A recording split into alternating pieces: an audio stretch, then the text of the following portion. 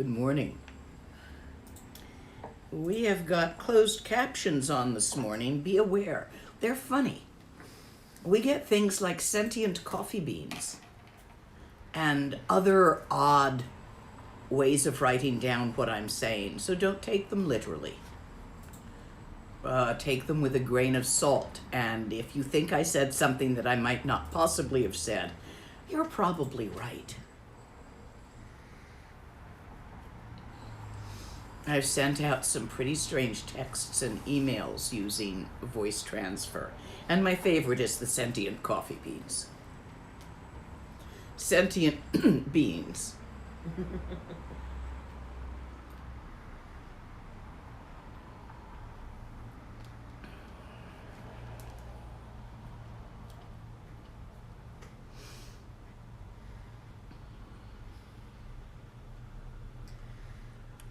Shuku kunduzongpo gompoi Dorji sempagarab dorji dang Shere singe bardu shin labdi dedang Nobzan tatatu sumchi Dzogchen jupe lama la solwa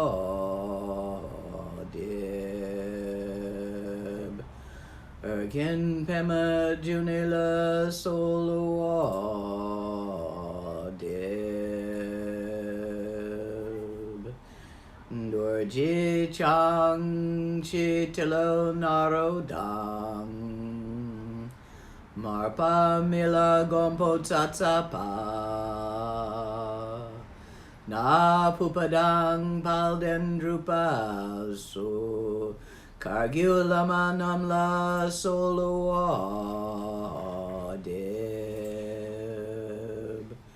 O chen lama namla solua deb Dru chen lama namla solua deb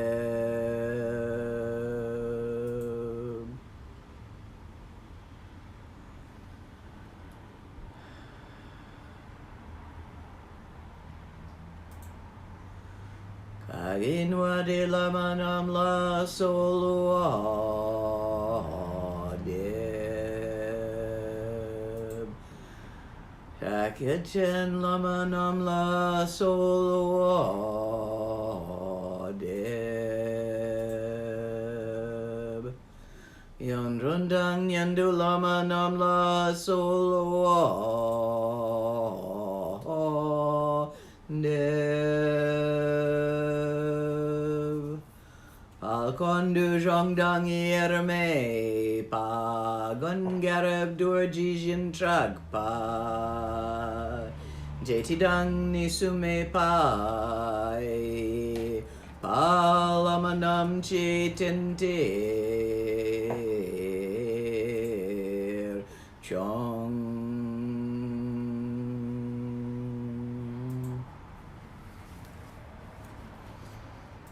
Now let's see where we are. I'm guessing song 9.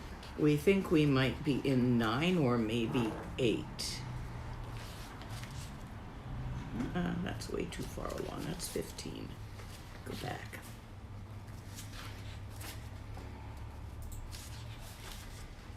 Come on.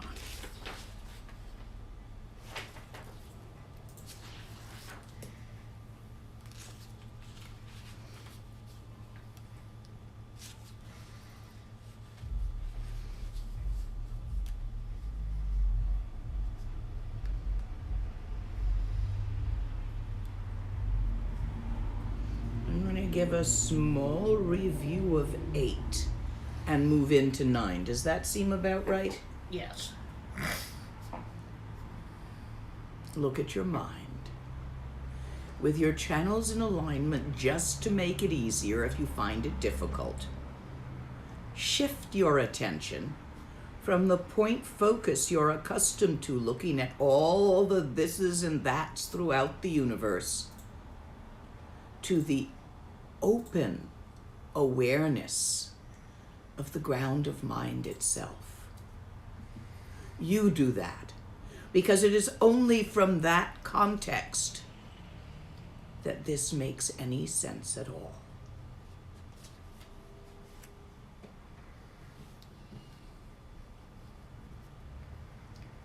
No experience is possible but anywhere in the mind. So there is nothing to see other than that which is seen at the moment of vision. Look with your eyeballs.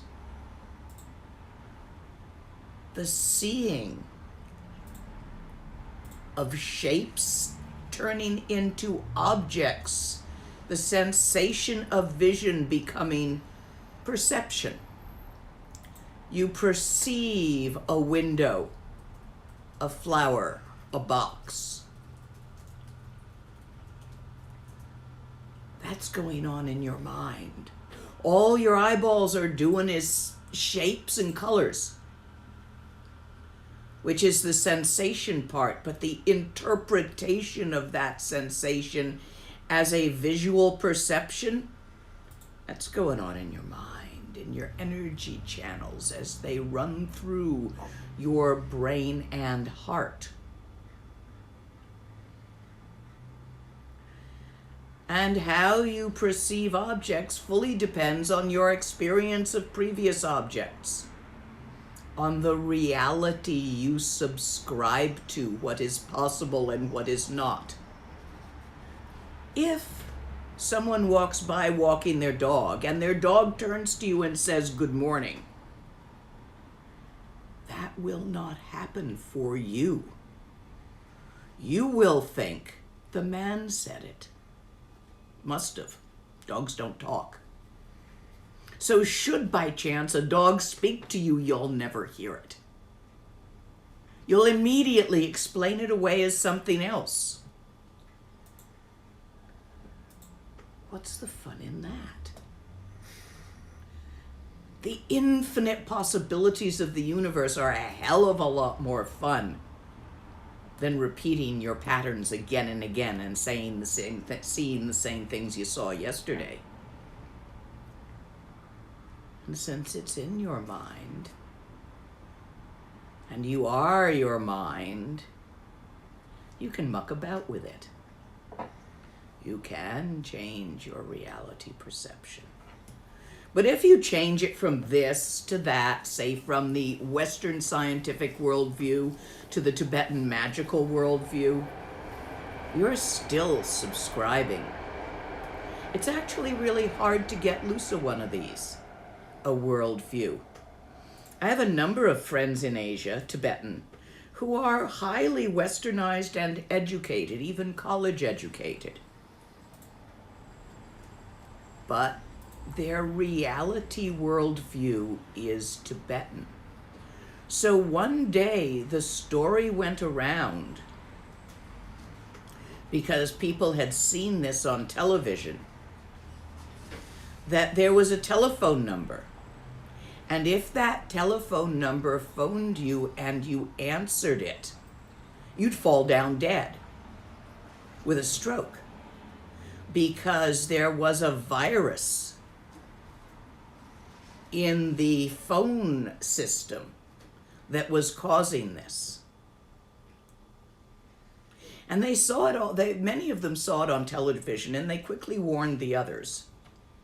And even my dearly educated friends were answering their phones just in case. And then it got around that there was a specific number. So one of my dear college educated, intelligent Tibetan friends, who lives as much in a Western matrix as you can, being Tibetan over there, told me the number, what it is supposed to be, and I quickly went to dial it. Okay, look, this wasn't in my reality, you see. So I was not afraid of it. And my dear friend grabbed the phone out of my hand and said, "Don't do that." I got curious about this reality and traced it back to a sci-fi movie that had been on late night TV with that particular story. the differentiation between a news program and fiction, when Tibetans don't actually have a word for fiction. They have magical illusion, like the cities, which are mostly magical illusions. And they have reality. No fiction. And people would often expect me to translate to Rinpoche, who didn't speak English, way in the Tibetan context, not even a little bit westernized, about some fiction book they read. And it came through as either a lie or a magical illusion someone was putting about as a reality.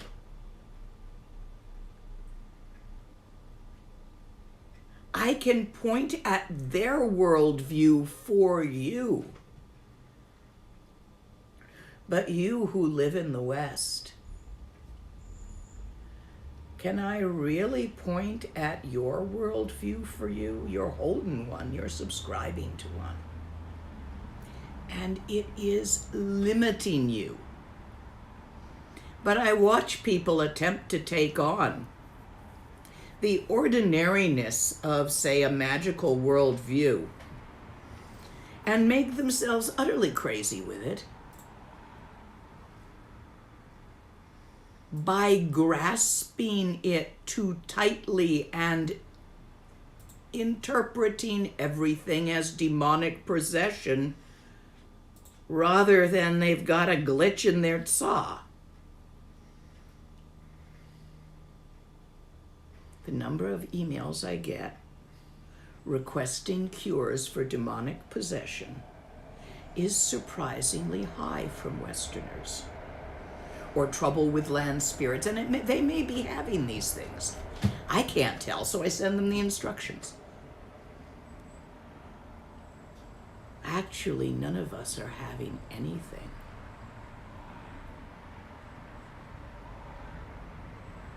As an analogy, you're in a video game and you forgot you're wearing a headset and playing. And you have subscribed to the internal rules of that game and you're going along with it. Okay, you can do that. Not my problem. But if it hurts, you might want to consider rethinking your subscription.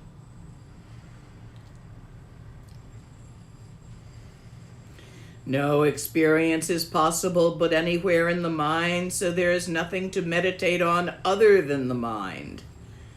All those symbols in the Tantras, the archetypes, Chenrezig, Demchog, Purba, Vajrayogini, Pagmo, all of these are symbols of your own mind.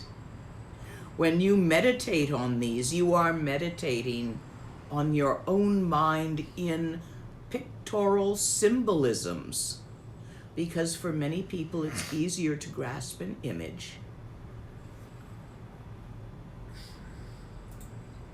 than the indescribable utter openness that one relaxes into. When you meditate on a pebble in beginning shine with an object,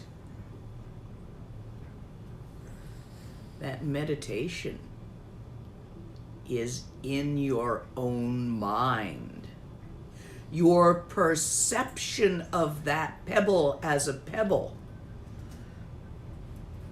is in your own mind. To the bacteria living on the surface of the pebble, it's an entire universe.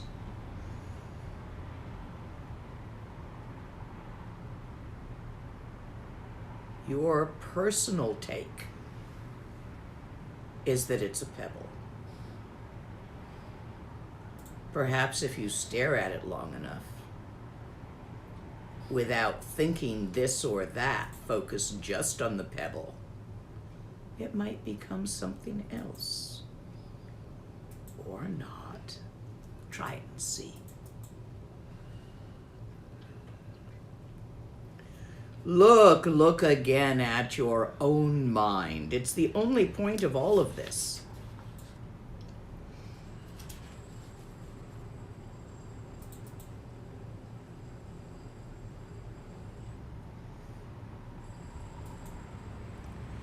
Observe that your mind does not move.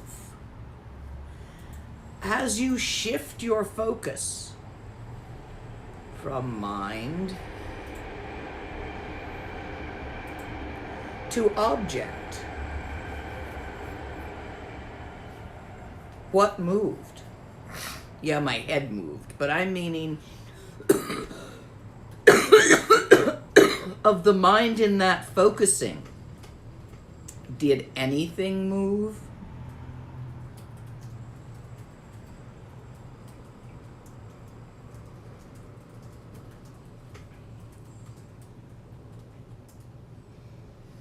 Have you seen that there is no entity responsible for the thought patterns? They're just making each other. Nobody's doing it. Nobody's in charge. It doesn't all come out right or wrong. I have a relative for whom everything always comes out wrong.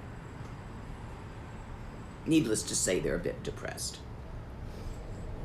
I have a friend for whom everything happens the way it was supposed to.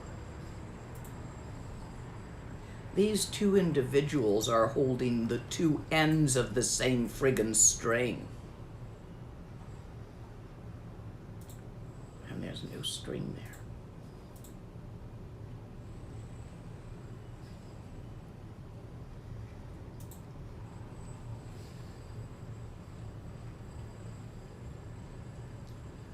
Go find your mind. Where is it? What is it? And if you find an answer that fits into words, look again, you missed it.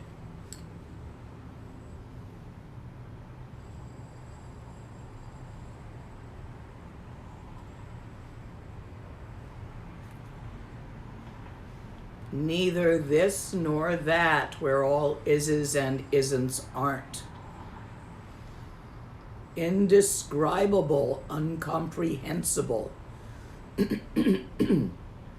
So stop talking to yourself about it. And all those playful thoughts, Chukurolpa, the play of the Dharmakaya, all those playful thoughts,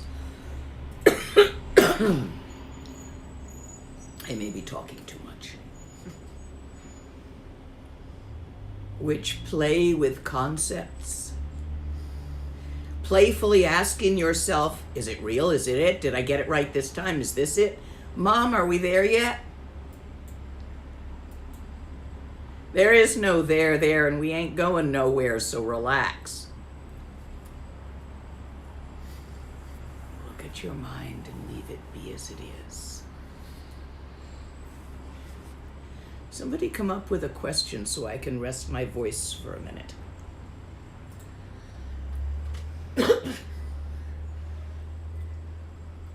Earlier you were talking about the different ways Westerners perceive these teachings. There's a question, is that because Westerners have a higher sensitivity to Sambhogakaya, where the Westerners only attune to either the material world or the idea of empty space? That's true for most Westerners and most Tibetans, but that's not the reason. The reason is you are conditioned about what's real and what's not. From infancy, your culture conditions you about what is possible and what is not. And so you subscribe to a cultural matrix. In the Druid system, those who do not live within a cultural matrix are called rim walkers, and it's rare.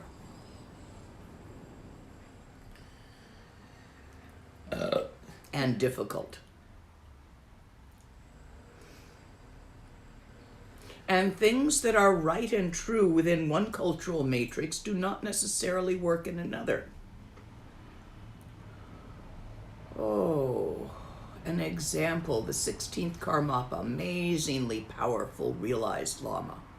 My Mahamudra teachings are from him, through Wangdo Rinpoche and I believe Ziga Rinpoche. But truly an amazing Lama, but fully within Tibetan context. He traveled the world, but he chose, and one can, to remain within his context because he found it useful to keep that. And when he chose lamas to come west, he chose lamas who would be wildly successful within a Tibetan context of doing what they were supposed to do. Sometimes this worked out. Occasionally it didn't. Sometimes the lamas by chance had cultural flexibility and were able to make the changes. Sometimes they were too rigid and had to return home because their center fell apart, like the poor lama in Chicago sent by Karmapa, who, although the women did all the work in the center, always thanked their husbands and ignored them. So they stopped doing the work, so it stopped happening. He talked with the work about the work with the men, but he never spoke with the women, which was right and proper in certain Tibetan context. Didn't work here, as you can imagine. When the women stop doing the work in the center, it falls apart. Because in most centers, most of the work is done by the women. This is true in Western Christian churches too. Even though there's often a male preacher up there declaiming, the organizing work, the keeping it together, that's mostly done by the women. They're practical. Not having been able to flex enough to see that, he couldn't adjust to it, although he was a wonderful Lama in all other ways. Other Lamas that I know of have gone mad trying to make the jump, because it's a very thin line between madness and realization. Very thin. And you can't fear going mad, but you also can't grasp going mad as a protection from seeing natural mind. That's hard to do. For madness can be a wonderful entertainment. Do we have another question? I've got to take a lozenge here. I'm hoarse. How do I get past the Western view of conservation of energy when I'm doing, it says here, heat, I don't know if it's heat or heart salungs.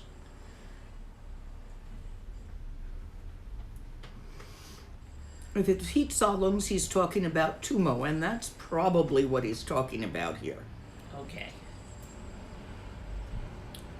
But heat is Sambhogakaya. Don't you see that? We've done this chapter. Dharmakaya, infinite open spaciousness, analogized to space.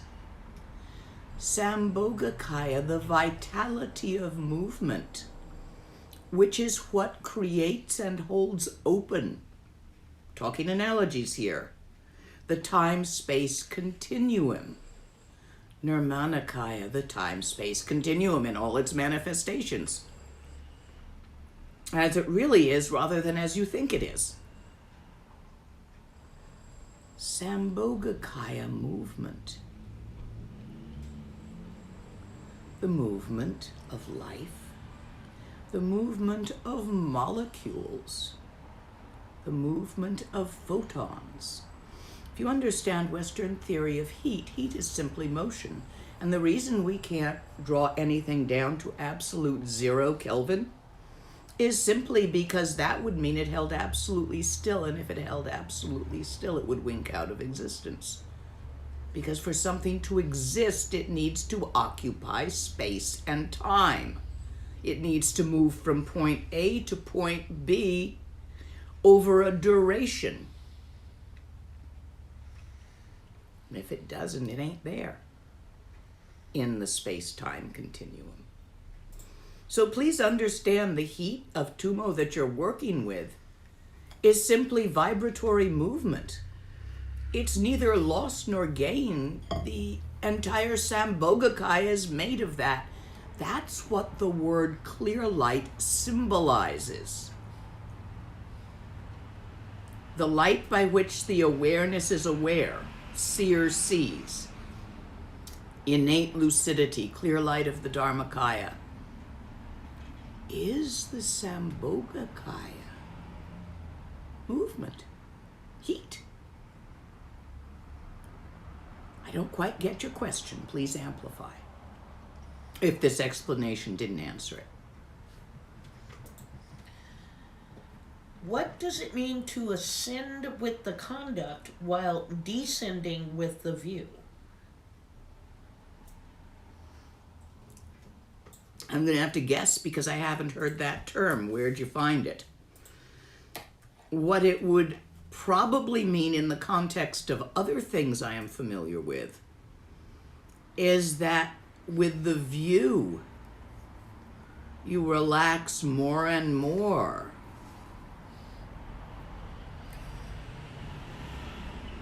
Going first within and in is out.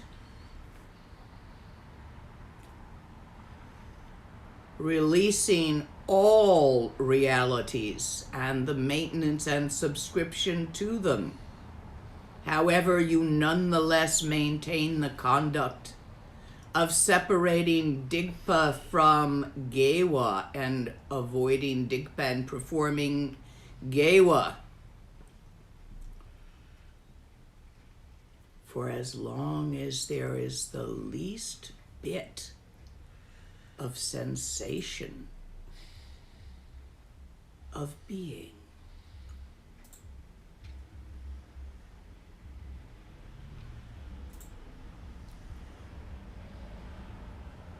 Even an erg of that.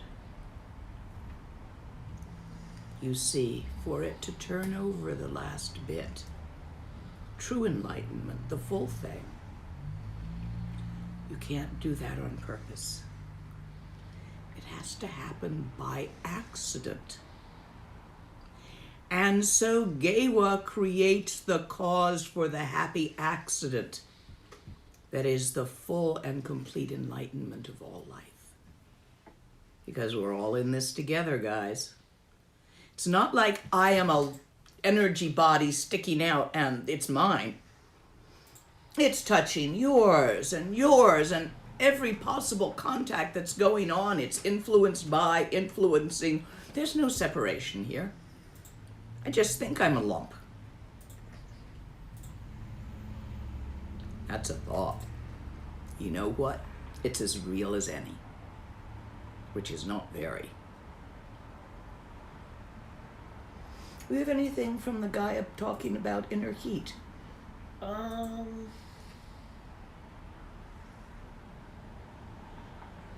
Not yet. Okay, I'm just curious if that was the answer he was looking for or if he needs something different. Are you looking for other questions? Yeah, give me another.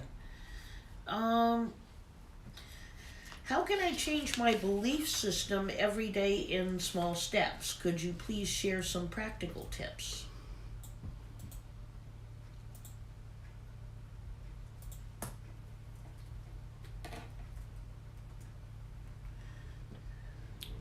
Just rest in Trekchö. That is the fastest way to loosen it, if you can. If you can't,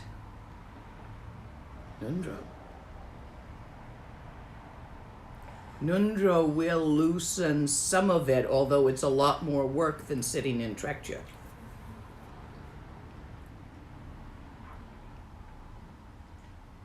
That was an easy one.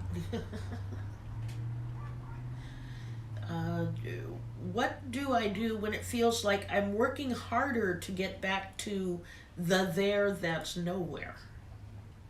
Stop that. Get up. Go have a cup of tea. Don't push.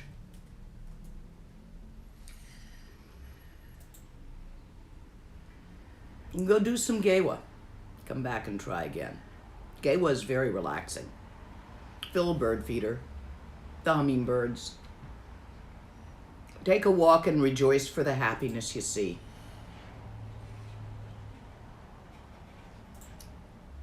Do an action and wish that that action was now done for all the sentient beings that are now not getting around to it. That's a good one. Go clean your stove. While wishing and sending out the cleaning of the stove, think you're removing all the dirt from mind, scrubbing the mind. It's an analogy, and then wish that all sentient beings not only had clean stoves suddenly miraculously occur for them, but clean minds as well. Send out the wish and dedicate the merits. You can create Gewa out of anything. It's all in how you do it. There was a student of the Buddha who was not very bright.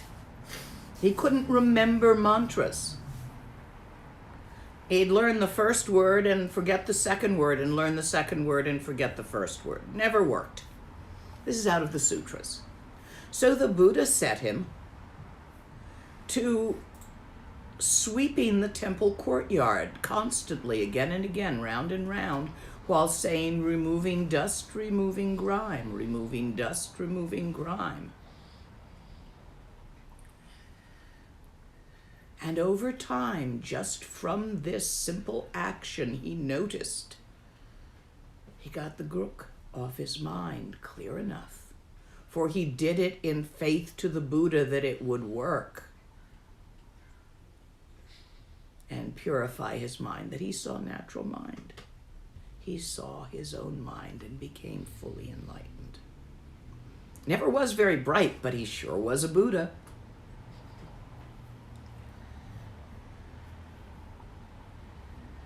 You can get Gewa out of anything, and you need to have created enough Gewa into the pot, or none of this works. This is obvious from a certain perspective. If you step outside of time into the fifth dimension and look down on the fourth and see how the patterns fluctuate according to the energy channel bodies, which are all four-dimensional anyway, it will be obvious that the only way through is by putting enough Gewa into the pot. And that Gewa cannot be held onto, but only offered.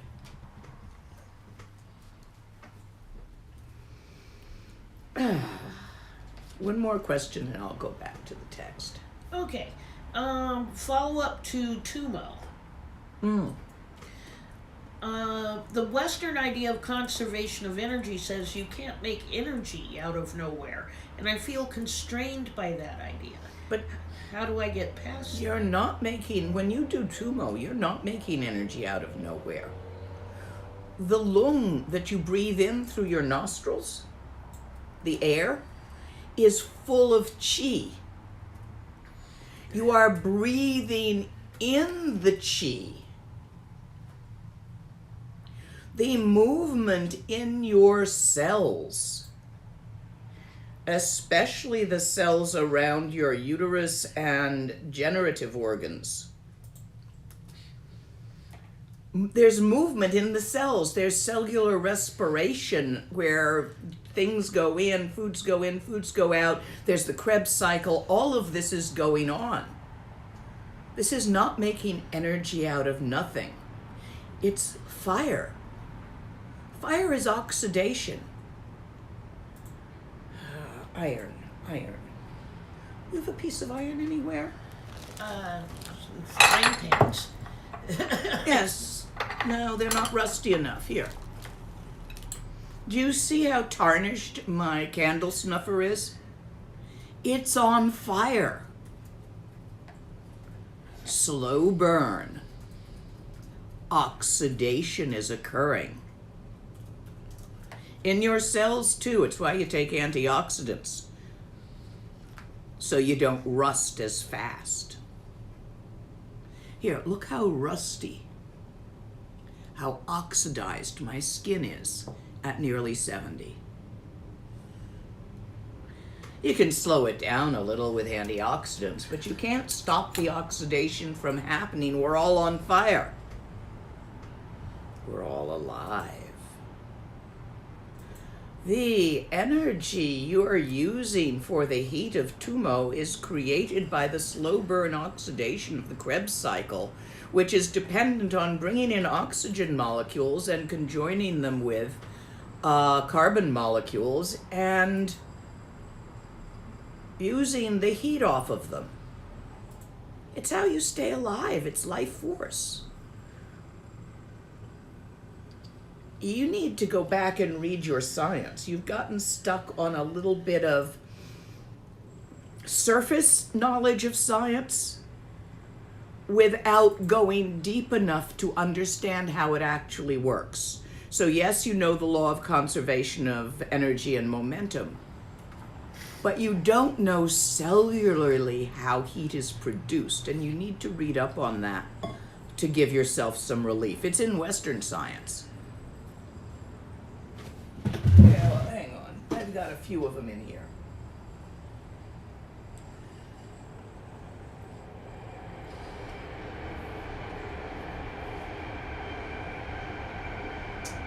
No, my good Stephen Hawkins got lent out. I don't see it in the bookcase right now, and I have a bad habit of lending books to people and then forgetting who I lent them to. So my books are constantly in sort of a turnover. Then I go looking for it, and who did I lend that to? There's some nice stuff out there in science, but basically, go Google the Krebs cycle. Look at how the heat is generated in the cells. Do you remember what other cycle besides Krebs there is? There's one other one you need to look at. Gosh, blank. Energy cycles. Yeah, how cells generate energy. Krebs is the what I'm most familiar Yeah, with. me too. Go look it up. You do the research. I'm not going to do it for you. But frankly, you should be able to find sufficient explanation in Western science for where the heat of Tumo comes from. And if you're trying to do Tumo while you're still stuck in that, do discuss this with whoever's teaching you Tumo, because it is accident prone, and it may blow that loose with a certain suddenness which may prove uncomfortable. So do stay in touch with whoever you're learning Tumo from on this. You shouldn't be still stuck there by the time you're doing that one. But anyway, go read Krebs cycle and see if it unsticks you. Give me one more question. I seem to be more into the questions than the texts today. I'm doing question and answer tomorrow. I've got to get back into this text. One more, if there's a good one. Oh, that's why, because I can't see the text. That's why I'm not liking reading it. My eyes aren't working.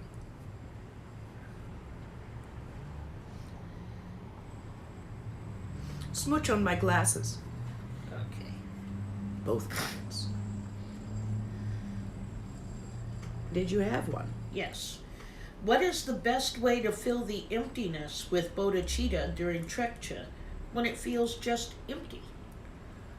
Oops, Chenrezig. Go do some Chenrezig practice before you enter Trekchö. Fastest.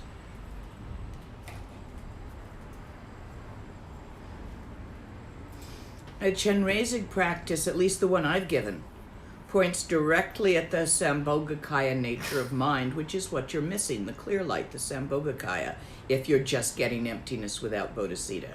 So do the Chenrezig practice and then sit Trekchö. And that should take care of that. Easy one. Now I can see the text. It feels much better.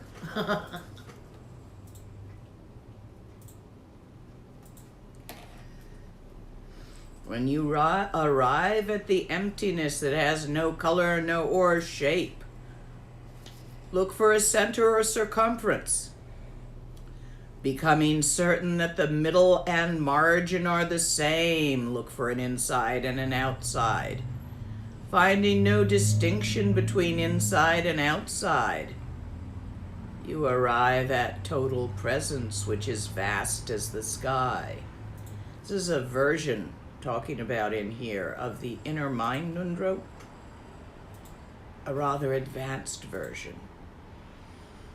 where after you look for your mind, you look to find its limits, and in the not finding of any limits there, this all-penetrating freedom, this total presence that has no center or circumference inside or outside, is innocent of all partiality and knows no blocks or barriers.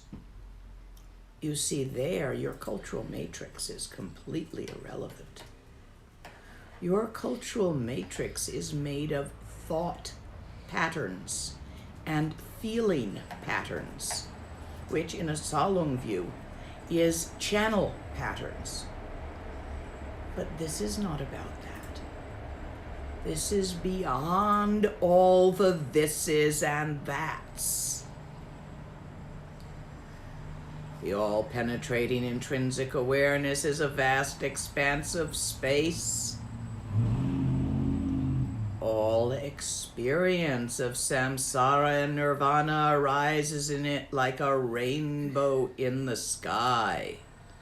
In all its diverse manifestations is but a play of the mind. All this, color, shape, sound and texture, scent and taste,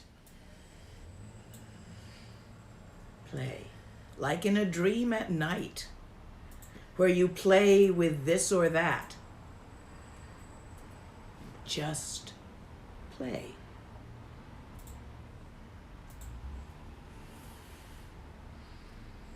No stress. Everything arises as it does, not as it should. There ain't no shoulds out here. It just arises and dissolves as it does. So there's nothing to stress about. You can play stress, like you're playing poker with friends for matchsticks and you get a bad hand, or you decide to bluff. You can play stress, but it's not real stress. It's play stress, like in a video game where you start looking for stuff and shooting at them and then you lose your life. Play stress. Play stress is always playful, like play happy, play sad. All of it. Chukurolpa, the natural play of the Dharmakaya. Sambhogakaya, not separate. Nirmanakaya.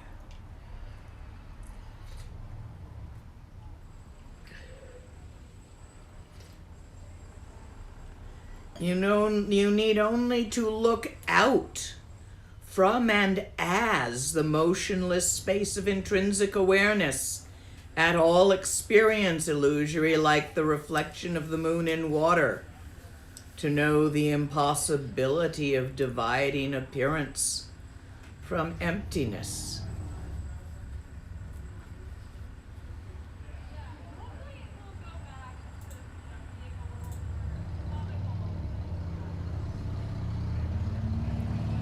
I have a practice for any of you who are stuck here. On full moon night, go out in your yard with a big bowl of water and put it down and sit so the full moon is reflected in the water. And take a ladle and remove it from the water. Keep trying until you get it.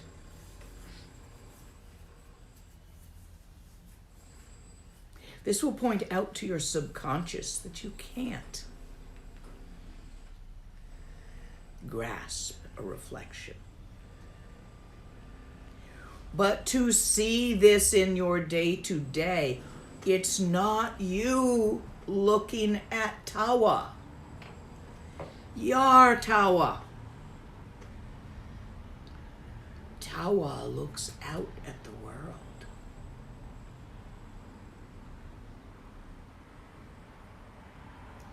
You need only to look out from the motionless space of intrinsic awareness, which is your natural state, to see the illusory reflection, and you will not see it unless you step in as that. This is your key to stabilizing Tawa.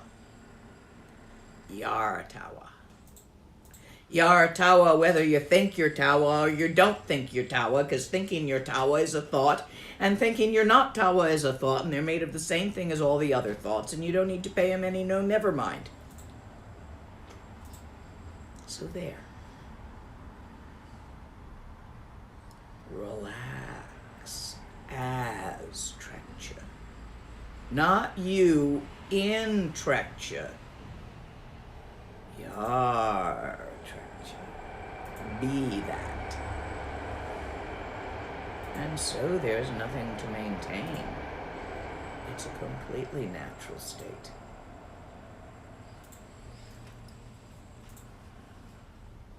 In a state of total presence, there is no separation of samsara and nirvana. Look out from the motionless space of intrinsic awareness at all experience. Like the reflection in a mirror, no matter what manifests, it can never be tasted. Its existence can never be proved.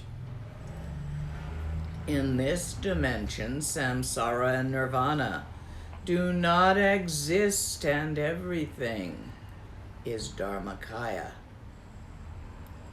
And Sambhogakaya is simply the vitality of the Dharmakaya, its clear light nature, and Nirmanakaya is simply those there reflections in the vitality. No separation there. Nothing is ever lost or gained.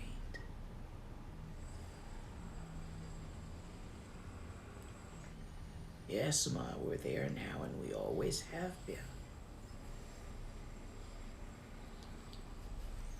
In India, in a village, an entrepreneur acquired a dead airplane.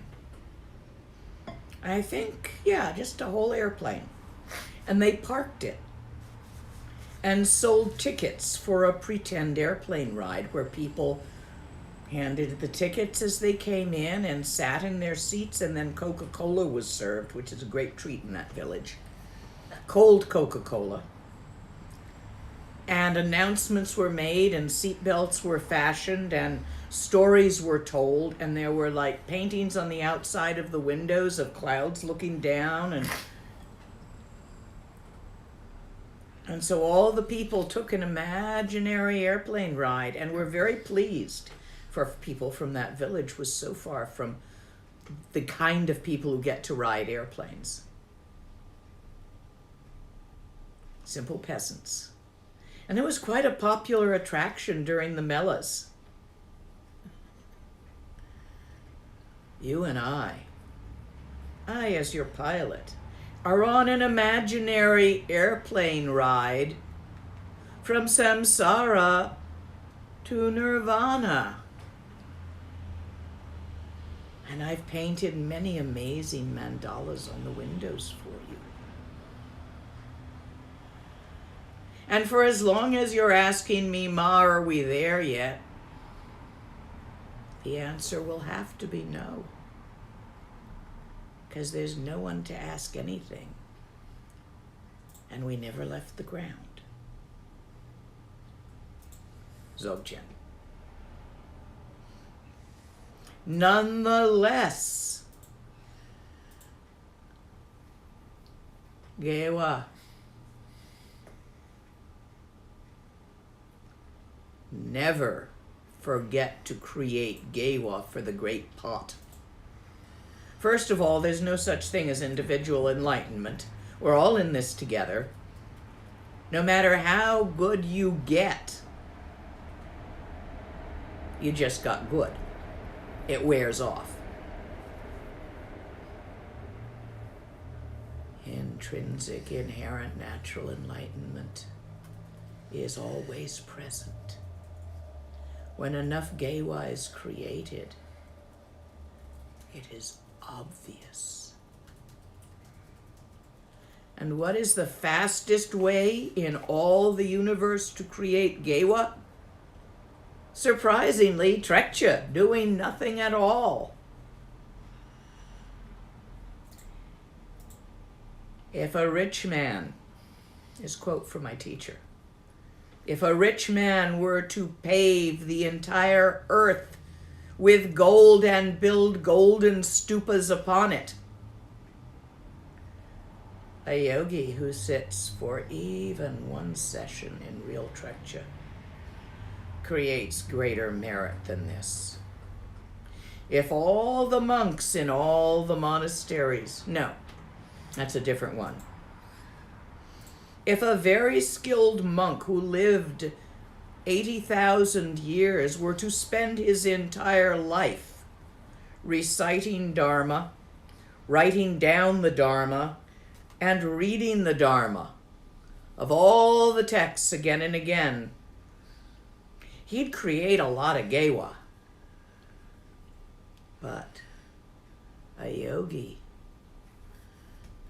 who sits in Trekchö creates more. So if you do it, the biggest Gewa you can create is Trekchö. And in those moments when you feel as if or think you can't, and actually fell into believing that thought, oops, then do some other Gewa. Read a text. Make a generosity to a sentient being. Practice patience.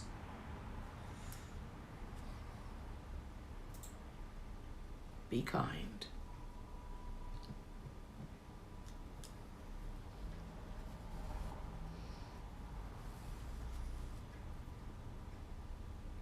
All beings wandering in the three realms of samsara remain trapped in dualism until they realize with their own perception.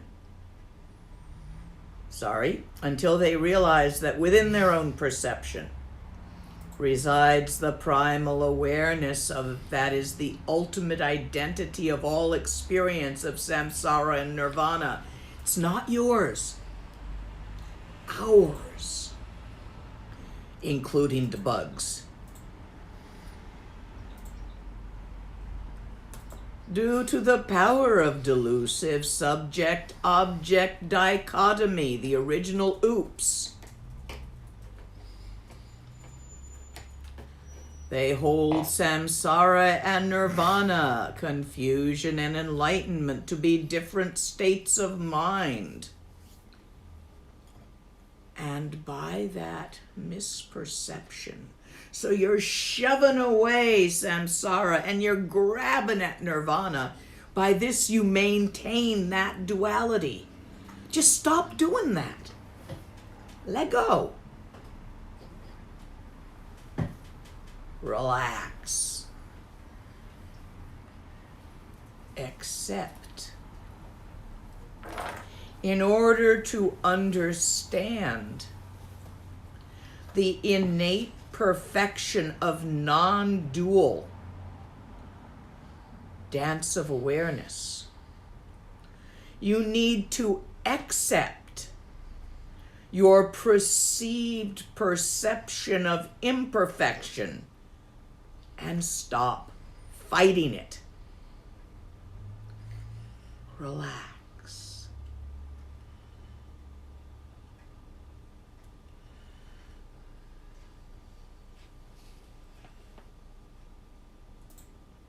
Let go. Leave it be.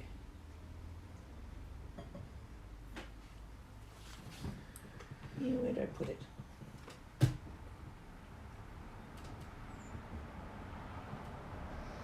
Fernando, can you fish around in there for me and among the texts? There should be some of those little blue bracelets.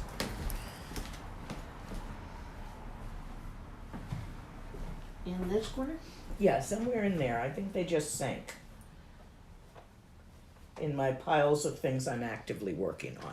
I don't have enough surface area.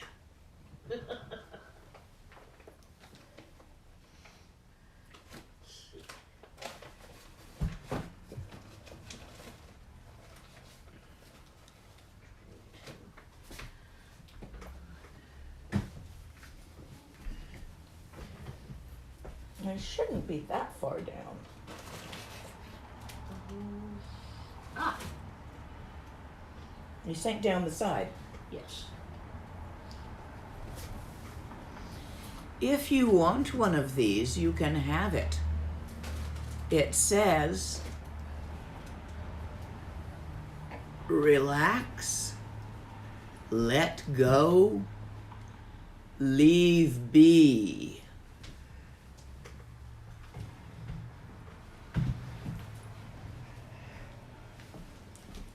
Lode leja rangjala.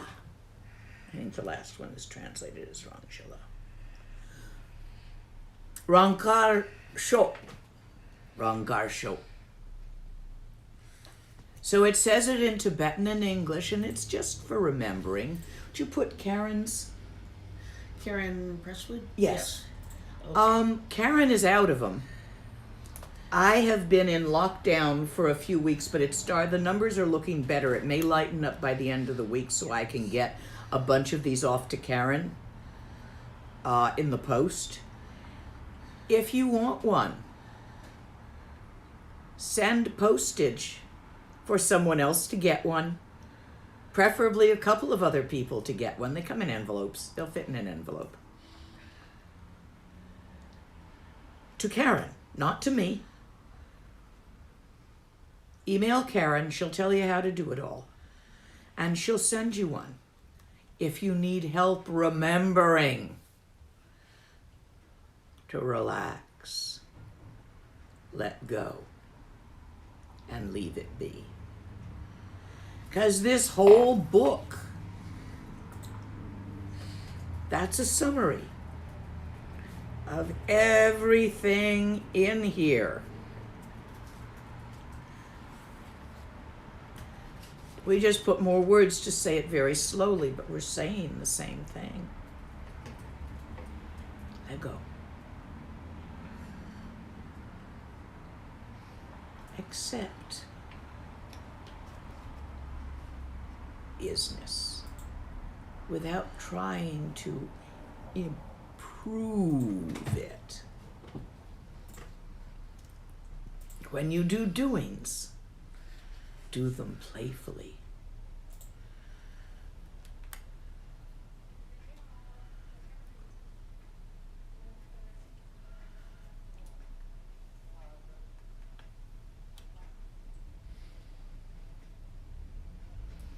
In reality, no distinction between samsara and nirvana can exist in anybody's mind. However, when the worldly fool rejects some things and indulges in others, avoiding the bad and cultivating the good, despising one while loving the other, then due to partiality and prejudice and bias, they aimlessly wander through successive lives. And I think this is the point where the question someone asked me before, that I hadn't heard that exact quote in those words in English before, about one's view being very low and one's keep one's view very low and one's morality very high. Even though this is so, and obviously so,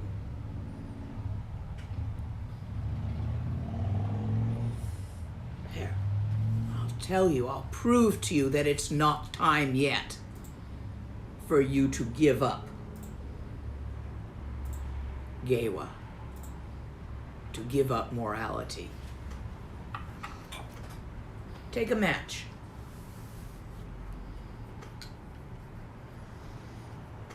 Light it. Bring it slowly towards your arm until you can feel the heat. Do you wish to bring it closer? Or would you rather not? For as long as you'd rather not, you care about Gewa. And for as long as you have a body, you'd rather not. If you don't have fire, pinch yourself. Hard until it hurts. Would you like to stop? Or would you like to pinch harder? Keep going until you reach a point where you'd like to stop, where you would rather stop than continue. For as long as there is such a point, pay attention to Gewa. Simple test. You prefer. You adhere to preferences. You prefer comfort over pain.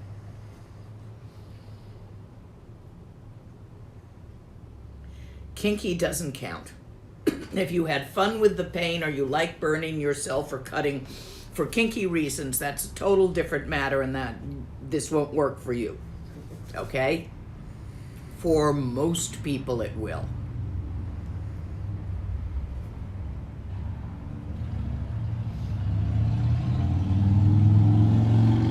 So don't just because you're kinky think you can pass the test.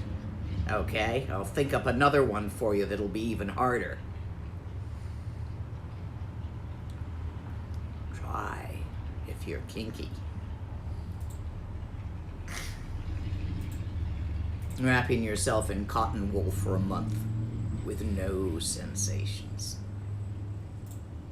That should do it for you.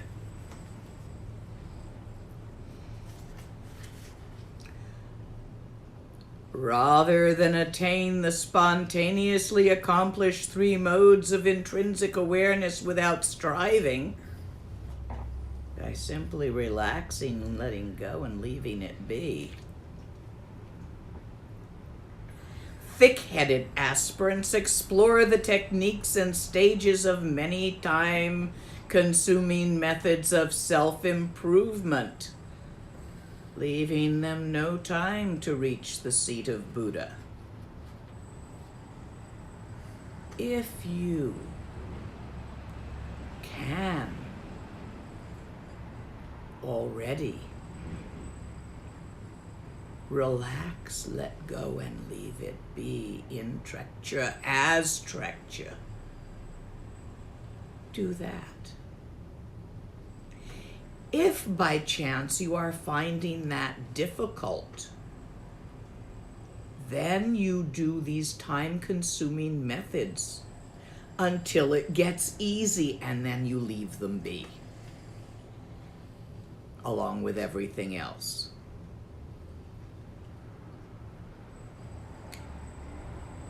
You can't jump off the top of the mountain until after you climb the mountain. You were born on the side of the mountain, as high as you got or as low as you got in your last life. There you are, somewhere on the mountain, and you can tell which way is up. Start climbing. If you find yourself at the top, jump. That was an analogy. Don't anybody take it literally and start jumping off mountains. I have to say this. First of all, it's Tibetan that you always tell them it's an analogy in case they take it literally.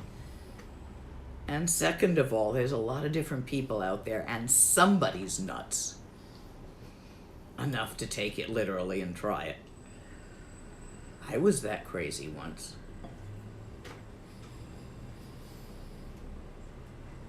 Yep. Don't worry if you're not sane. I didn't start out sane. Not sure I ever became sane along the way either, to matter of fact. Don't worry if you find yourself somewhere on the side of a mountain and gotta start climbing. Rinpoche tried to teach me Dzogchen for years before any of it went in. And we kept going back. Okay, another Nundro. Okay, you're gonna do Yidam practice. You didn't get it yet.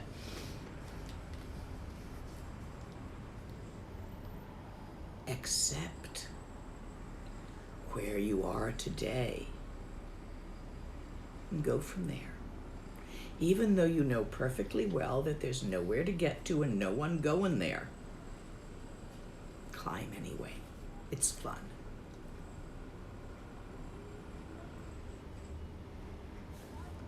It's marvelous fun.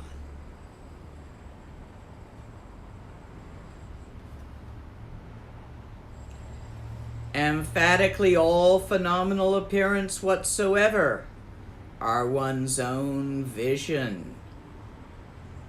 Look out from the state of motionless intrinsic awareness, and all light form and animate existence is like reflection. Appearances are empty. Sound is empty indeed. One's own nature is originally empty. Knowing this won't gain you diddly squat. Be. Everything you know is just a thought. Thoughts move, they come and go, they're always changing. Your thoughts don't mean diddly squat. Read all the books. They're fun. But it's just thoughts playing with thoughts, you know. Which is fun too. Why not? Just don't think it's real. Beyond thoughts, beyond feelings, and even beyond perception, isness is unmistakable.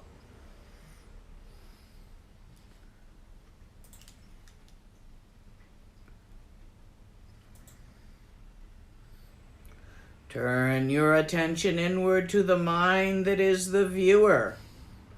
Your thought processes naturally subsiding are like the sky, unstructured, free of conceptual elaboration, utterly indeterminable, beyond description, concept, expression of any kind. The seer sees the seer. Intrinsic awareness. Wrong shar. Wrong cell. Wrong rik.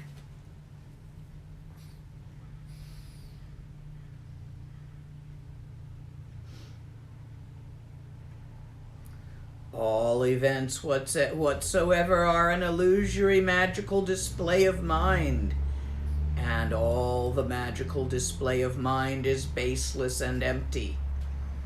When you have realized that all events are your own mind, all visual appearance become the empty Dharmakaya. Obviously.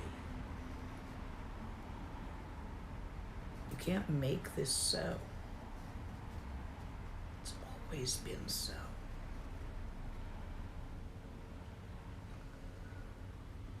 Appearances are not binding. It is through attachment to them that beings are fettered.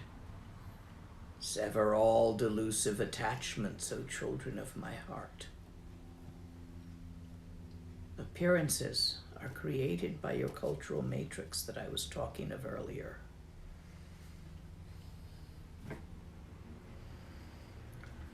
Questions?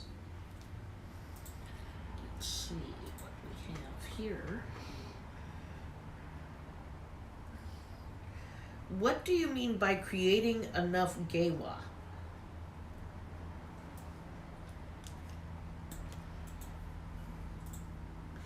Gewa is the opposite of Digpa. Digpa is negative karma. Gewa is positive karma. We don't have words for those in English that don't have other connotations stuck to them that don't work. I often see them translated as sin and virtue. That's got sexual connotations. This doesn't really so much. Expanding, contracting, stress making versus joyful making actions.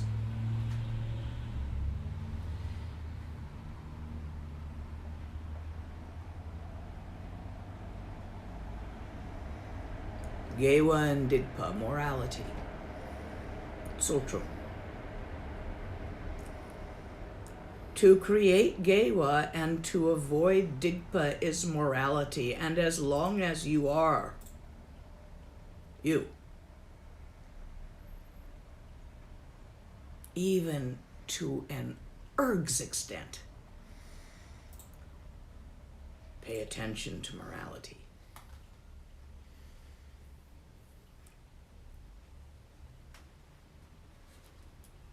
Dzogchen transcends morality, but don't step off that cliff before you can fly. Otherwise, splush, ow.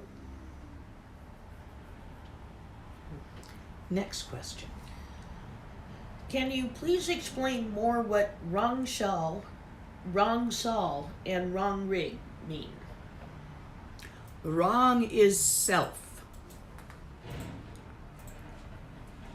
Rang Sel, innate self-nature of clarity. Rang Shar, luminosity, one sees by the light of being alive. Rang Rik, see yourself. Rik, Rigpa. Rang, self, self-seeing.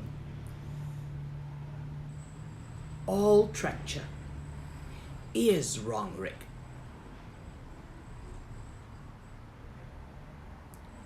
Next question. How is recognition of our state to be cultivated and sustained so it is permanently there? By recognizing it as your natural state, there is nothing to sustain or to cultivate. You can't. You cannot stabilize Trekchö as a verb. The verb stabilize, it doesn't fit on Trekchö. You can't verb it at all. You can't get rid of it.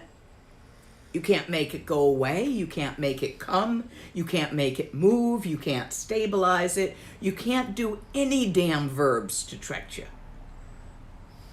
It just is.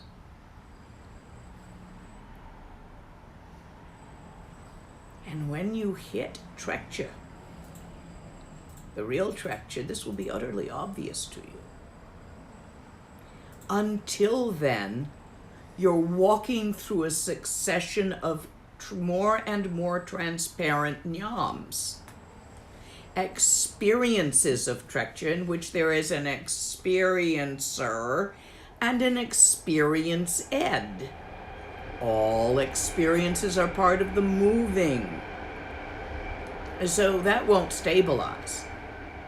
What you can do is practice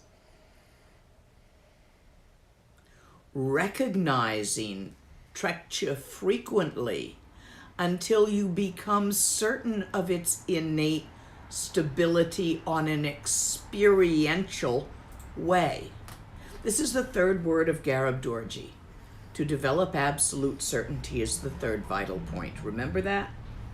Key text, first text. Text you really need to have done in order to be doing this. If y'all haven't, go listen to the tapes. For many, the Wongs go through the tapes. If not, I'll be re-giving them in this, but you really should have that under your belt, since I'll be referring to it a lot as examples.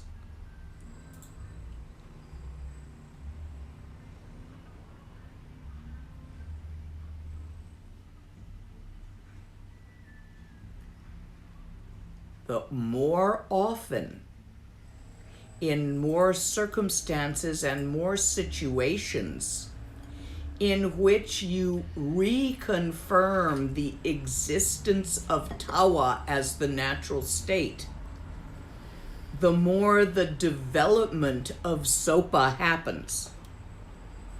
That Sopa is a all-pervading underlying certainty, as unthought-based as your belief in gravity on Earth. You do have thoughts, belief in the law of gravity. In fact, you may even know the mathematical equation for gravity on this planet. But that's not the way you function. I've been sitting here all day without the least worry of my coffee drifting off into space. That's what I mean by the knowledge of gravity. You've got to know Tawa as well as you know gravity. And it's always there all your life, just like gravity is. It's up to you to be noticing it often enough so that it becomes the of course of your function. That takes time. It takes practice. It takes both sitting on the cushion and finding Tawa, many sessions a day of helping yourself to do it with straight channels and returning to Tawa for 30 seconds, 20 seconds, just to make sure it's still there. And then as you go about and do things with your tsa in different positions, reaching, sleeping, jumping, during all those moments, check and see if it's still there. Just a quick glance.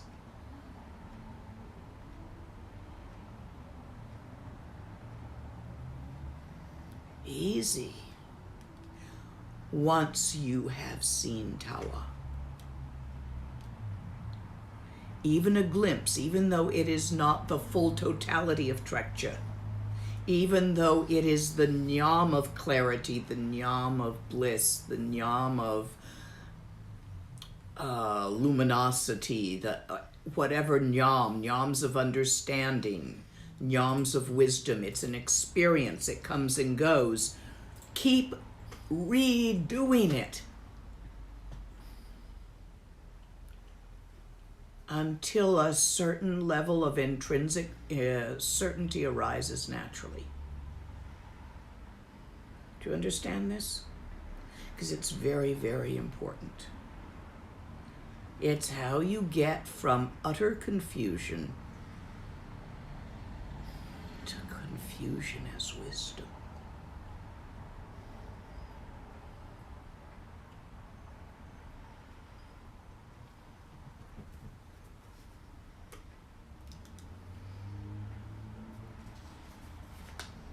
I'm going to start Song 9.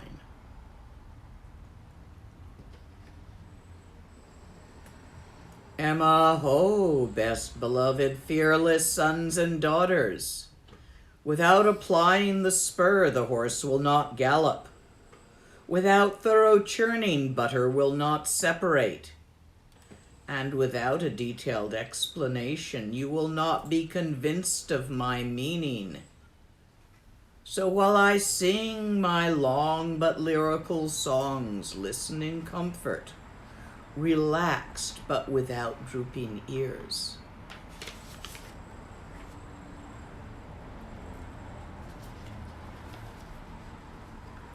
Until you perceive all appearances as mind, you will never realize the meaning of emptiness.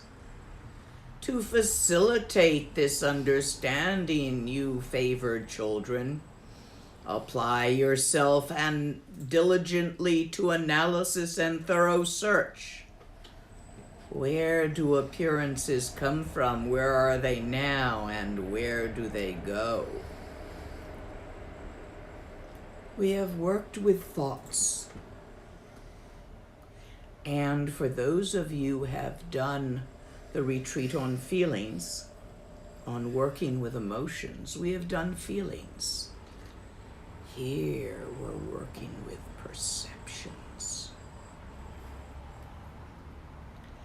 How do you do it?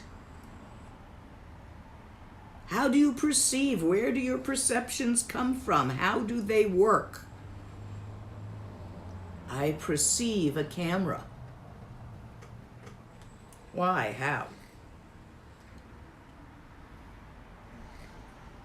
I have visual sensations that I interpret as a camera there. Nyando told me that she was putting a camera there. And my visualizations agreed with that. So I heard words with my ears. I had sensations of the eardrums, and I had sensations of the eyeballs. And I, within my mind, have interpreted all of those sensations together as that's a camera. And together with the belief that that's a camera comes a whole bunch of other beliefs, such as I am broadcasting on the internet, such as people are out there listening. I don't actually know if anyone is out there listening. I can't see you on this setup. There might be only, how many questions have I done? 4 or 5? There might be only 4 or 5 people out there. There might be 100. I have no way of knowing. Shall I guess? I probably do guess. Inherently, there's an assumption that there's probably more than 50 and less than 300.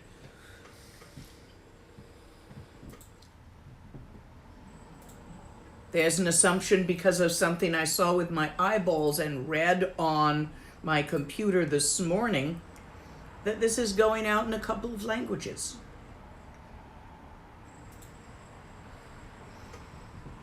That's an assumption. I don't actually know that it is. Maybe the translator had a technical problem and actually isn't translating. That's an assumption. It's not a reality. It's what I think is going on. It's a friggin' thought. So I've got sensations and I interpret them as this and that, which goes in with my reality worldview. And then I think about it, which is part of that interpretation. And so I have a belief system about what's going on. Is it real? Not particularly.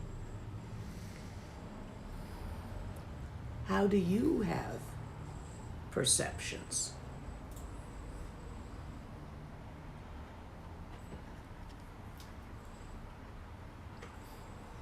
Where are they?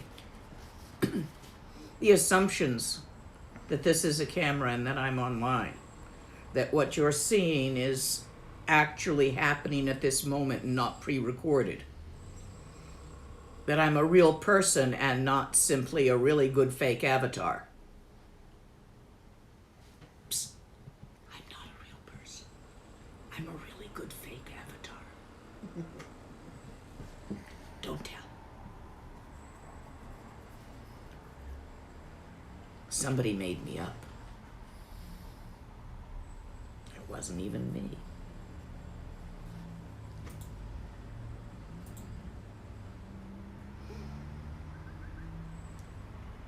The perceptions that you are no longer having.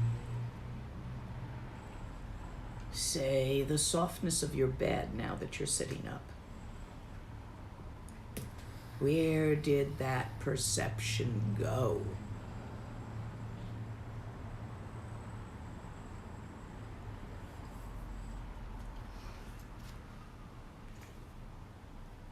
See these? You're perceiving these. Maybe you want one, maybe you don't. Now you're not perceiving these. Not where did the bracelets go?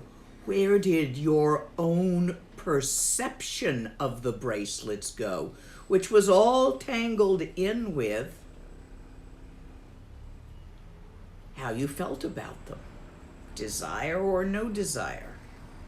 Maybe even aversion, don't like plastic.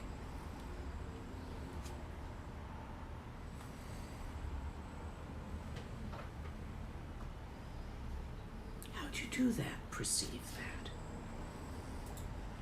During your examination, you will see that just as mists arise out of the sky and dissolve back into the sky, appearances are the magical display of your mind arising in the mind and vanishing back into it. Do you see that? Don't take my word for that. Go look. You don't have to get up to go look. Just shift your attention to mind the perceiver.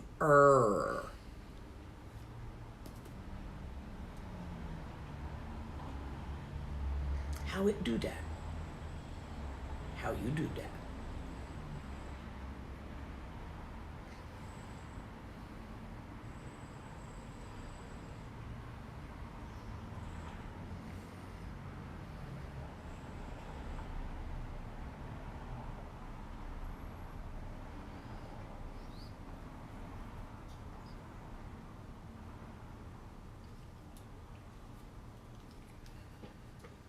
Take as an example the shimmering effect seen by a man with an impaired vision when he gazes ahead, or the interesting blur I see when I take these off.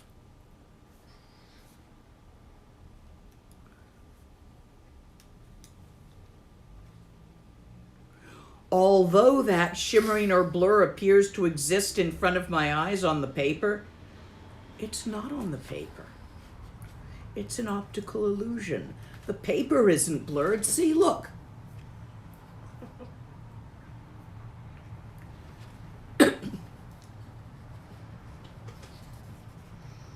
My arms are getting short.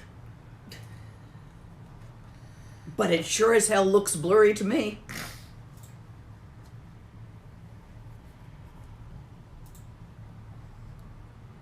Where's the blur?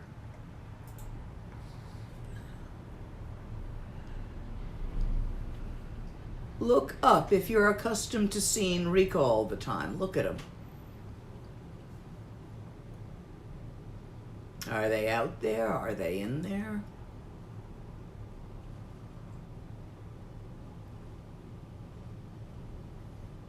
Easier to see against a bright background.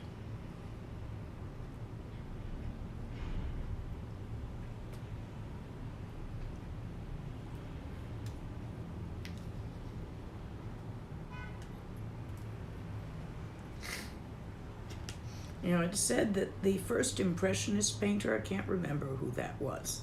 Nyando, art history? The first impression. Yeah, the early Impressionist, the very famous Impressionist painter. Rembrandt? No. No. They say he had vision problems and the whole world Seurat? looked like an Impressionist painting to him. And he just painted what he saw. An excerpt for which I've forgotten the name of the artist this was about. I read too much. Yeah, Monet, Renoir. Monet. Yes. This was about Monet, who supposedly had serious vision problems and didn't wear glasses.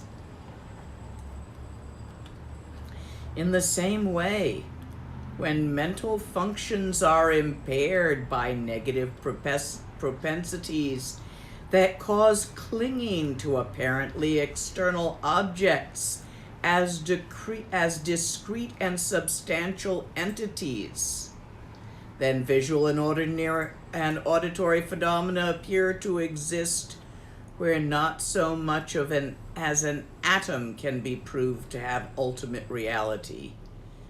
Everything is a figment of mind. You need this in Western? Quantum physics. Just go read quantum physics if you're having a Western problem with that. The thing is, the reason why we don't have all these physicists going rainbow as they delve into quantum physics is because they're keeping it intellectual, not experiential. It has to go deeper than intellect. But if your intellect is up in arms about what I'm telling you and can't believe me, go read quantum physics to pacify it.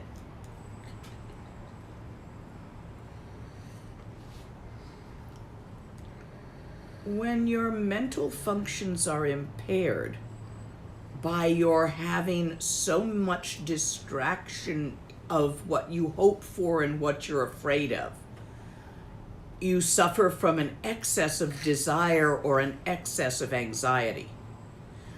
When you are experiencing this form of insanity, really common one,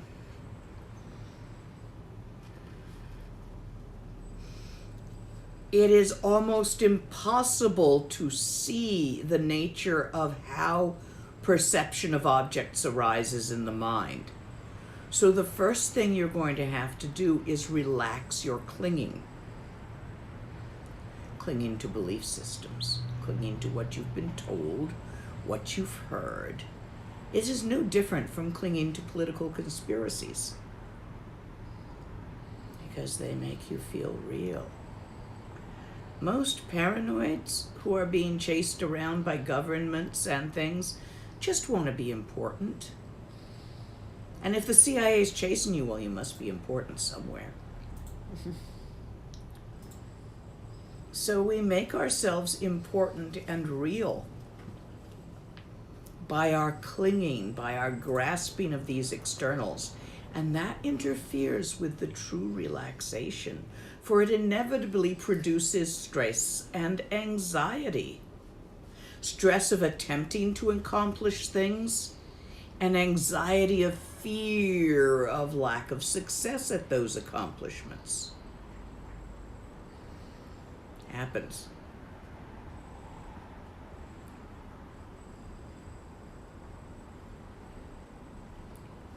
So you get sensations of the eardrums.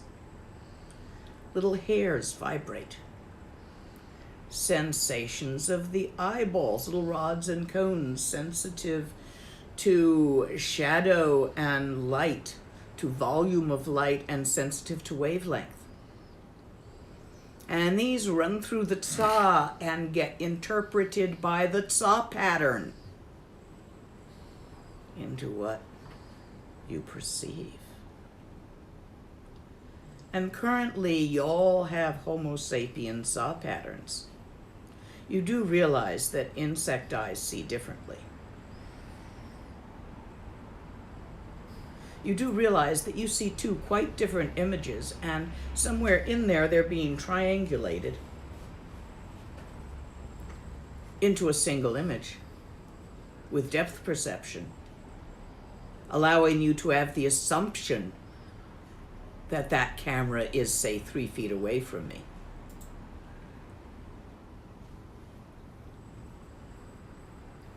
It's all in your mind.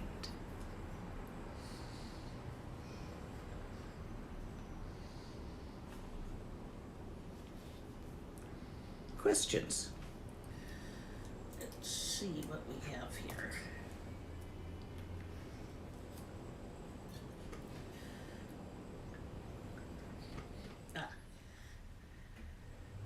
The experience of pain is inevitable while one is still identified with a physical body. So Yep. how to go beyond those limitations? Die. For as long as you are alive in this physical body, your perceptions will be constrained by the Homo sapien pattern of this species. Be glad. Because if you had a channel pattern of a hell being and you were sitting right here next to me, this entire room would be burning rock.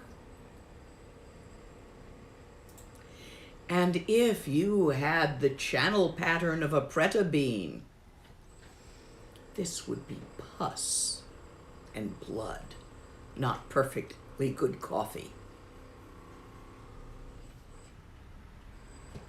It's all in the channel pattern. And for as long as you are awake and inhabiting this body, you will have the channel pattern of a Homo sapien and are going to be constrained by it. So what? Don't fight. Don't fight it. Don't try to fix it. Leave it be. See past it as beyond that. In dream time, you are not so constrained once you've received the teachings on how to shift your channel pattern in dream time to become not caught as a Homo sapien, but to experience the ways of other life forms. That can only be taught in dream time. It can't be taught here. All of you who are doing dream yoga, when you're ready to learn that, come find me on the other side.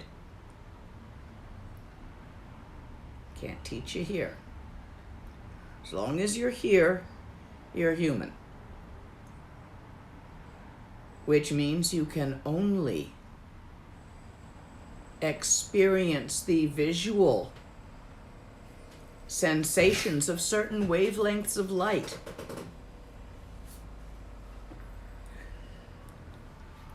Actually, once you have experience a lot in dreamtime shifting, you can sometimes shift briefly your eye channel pattern into other wavelengths just to check and see, because there are things that are invisible to Homo sapiens, such as the flames in the hell realm. You can't go really far. You can only get to like near colors and ultraviolet and infrared. But that's going to take a lot of dreamtime practice and being other things that naturally see there. And you can't maintain that shift without making yourself very queasy, to my experience. And could I have some more coffee? Because I just did make myself queasy looking. Ooh, don't do that. Yeah. Don't do that. Okay. I was just trying to see what else was around out of sheer silly playfulness. I am kind of silly and playful sometimes. Do we have a question here? Yes, there's a good follow-up question. Can you talk more about the sa and what it means to bruise it? Ever have PTSD? That's a bruised sa or a sprained sa. When you have a bruise in your tsa,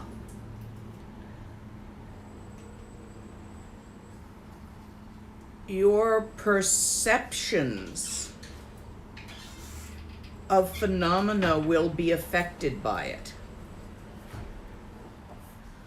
Sometimes, if you do improperly intensive purifications, an example, having the wrong texture of the light in Vajrasattva, having it be a sharp, actinic, almost a fluorescent texture, if you do that, you will bruise a saw.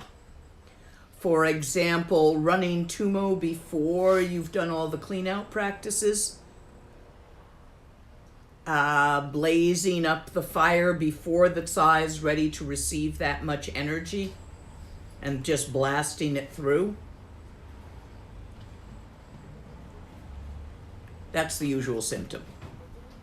People get weird twitches. These are symptoms of a bruised tsa. It's usually from doing energy channel work that you've either misunderstood the instructions for, got out of a book which did not have the complete instructions. They always leave something out. It's just the custom. Sometimes translators in the footnotes and the prefaces try to put it back in, but unless the translator is an expert at the practice they're translating, or is working with a teacher vetting it also, who has decided they want that in the book rather than just mentioned, there's things they don't tell you.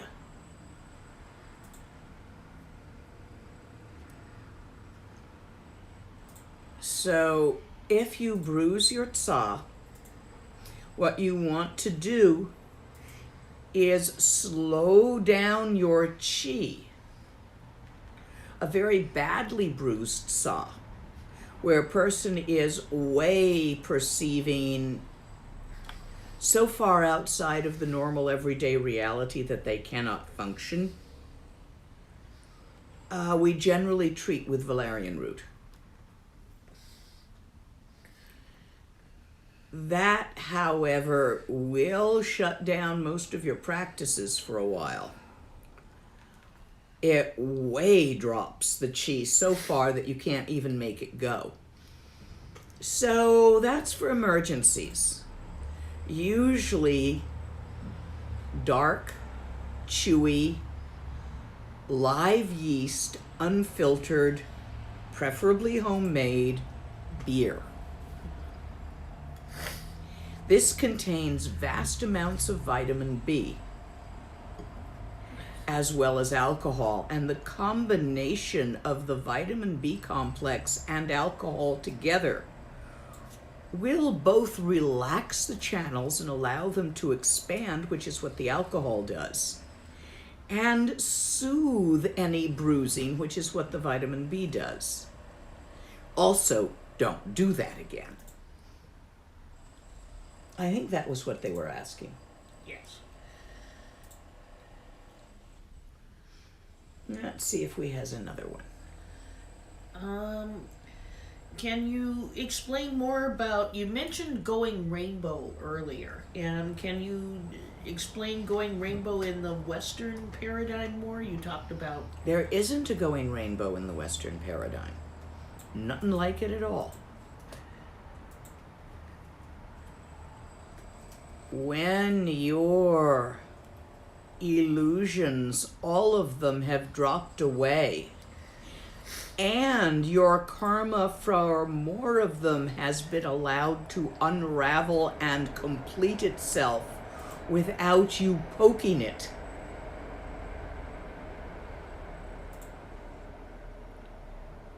there is no longer need for a flesh illusory Nirmanakaya form.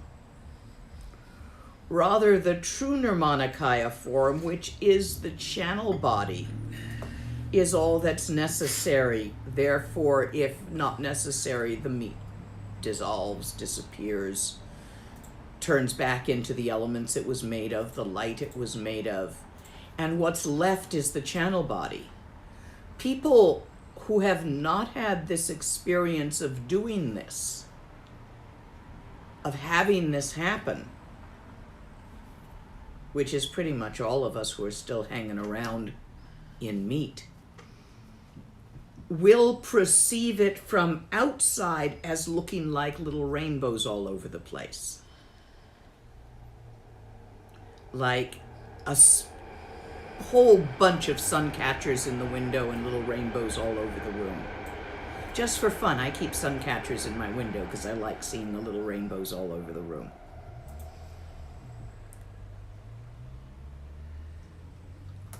There are very clear instructions of how to shift your attention from form to light.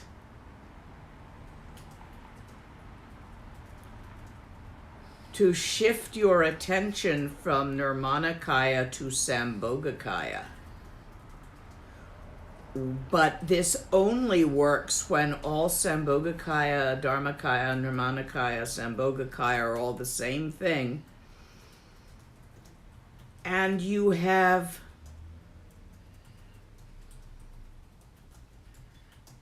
unraveled the need for form without needing to end form. Is this making any sense to you at all? I can give you the instructions for it much more easily than I can describe what it is.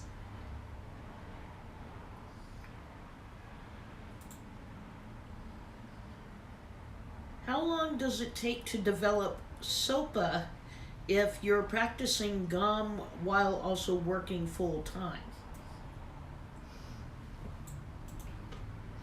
If you are practicing GOM while working full time, which means you're practicing at work all the time in all circumstances, about as long as it took you to learn to read.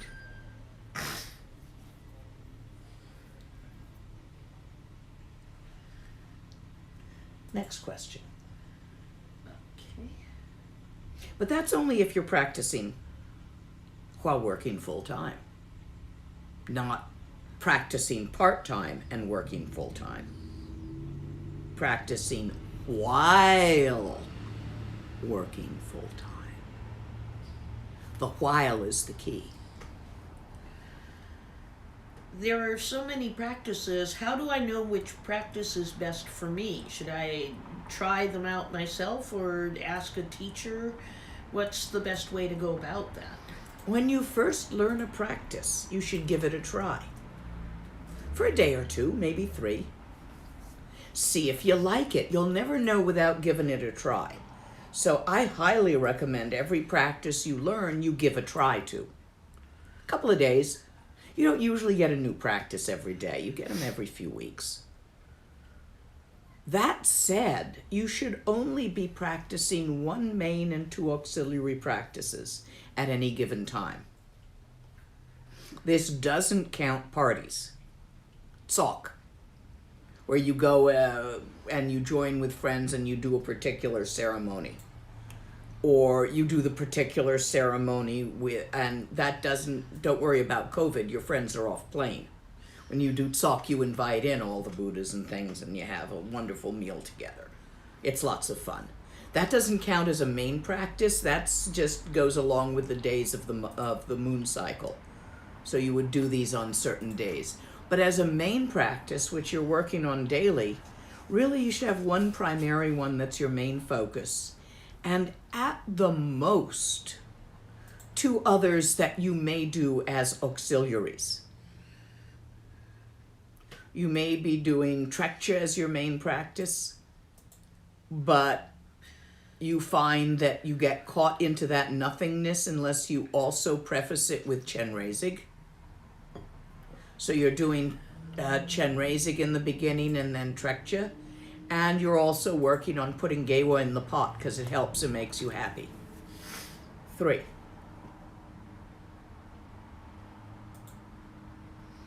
How do you choose them? Pick the ones you like because those are the ones that you'll actually do with the kind of joyful enthusiasm with which practices need to be done in order for getting the best effect from them. So pick the ones you like, because then you will practice them with joyful enthusiasm most days. You won't do that with the ones you don't like. Now, will you? If you're still in great doubt, you can discuss it with your teacher. But most people in most circumstances at most times can see which practices they want to be doing for themselves. Sometimes you're doing certain practices, you thought they would help, you've got a particular glitch and you don't know what practice is going to deal with that. You're having nightmares. Everything's going fine, but you keep having these nightmares. Then go talk to your teacher. She may know which practice is most effective for nightmares and may be able to clue you into that from a broader knowledge base than you have. So if you're stuck on something, yes, ask your teacher. But if you're just looking for what practices to do, ask yourself. You're a functional adult. You know what you like. It's a buffet. You're not going to do all of them. First round on a buffet, what do? Taste all the strange stuff. Just little bites on the plate all over the place. Having done so, including the blue thing because it looked interesting, then you go back and you have your actual meal of the ones you liked and you don't bother with the ones you didn't like. It's a buffet.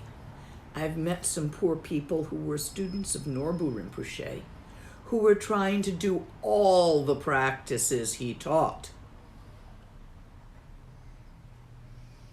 He taught all the practices that he had by the end. He knew the end was coming. He knew he was old. Us old folks, we know we're going to die soon. How could you not notice as your tits hit your waist? So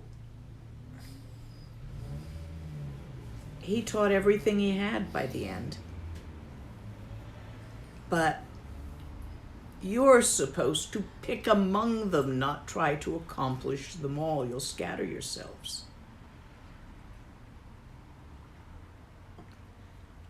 Let me have another question. What's the difference between Dharmata and Dharmadhatu?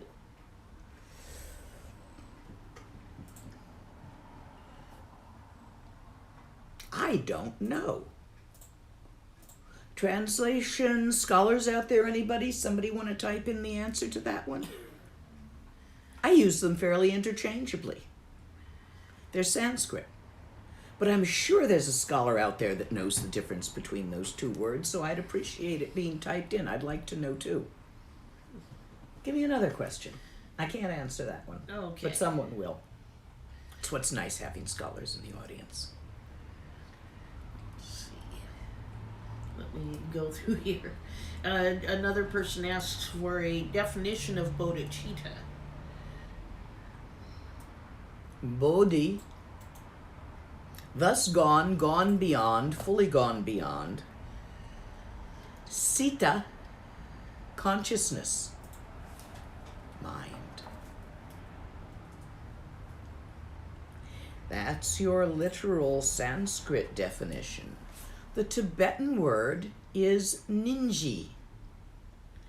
Ning, heart. Ji, superlative, greatest, best of, most honorable, venerable. Great-hearted. The word compassion ain't in there. Compassion is somewhat small. It has the element of pity often when we use it. We have compassion for the suffering, not for the happy. Whereas we have bodhicitta for the happy and the suffering. Rejoicing and pitying. Two sides of the same mandala. Bodhichitta contains it all. Next question. To go back to the Dharma and Dharmadhatu. Yeah, did somebody question. come up with an answer? Well, Martin says Dharmadhatu is Cho Yin, and Dharmata is Chuni. It sounds like potato to me, but I'm not Tibetan trained. Okay, Chuying and Chuni. And those are also used interchangeably nearly. Chuni, great point of Dharma, great superlative of Dharma, heart of Dharma. Chuying, end point of Dharma, superlative of Dharma, essence of Dharma. I'm still not finding the difference. Some other scholar want to take a strike at that? And let me have another question while we're hoping for help from the scholars. Wait.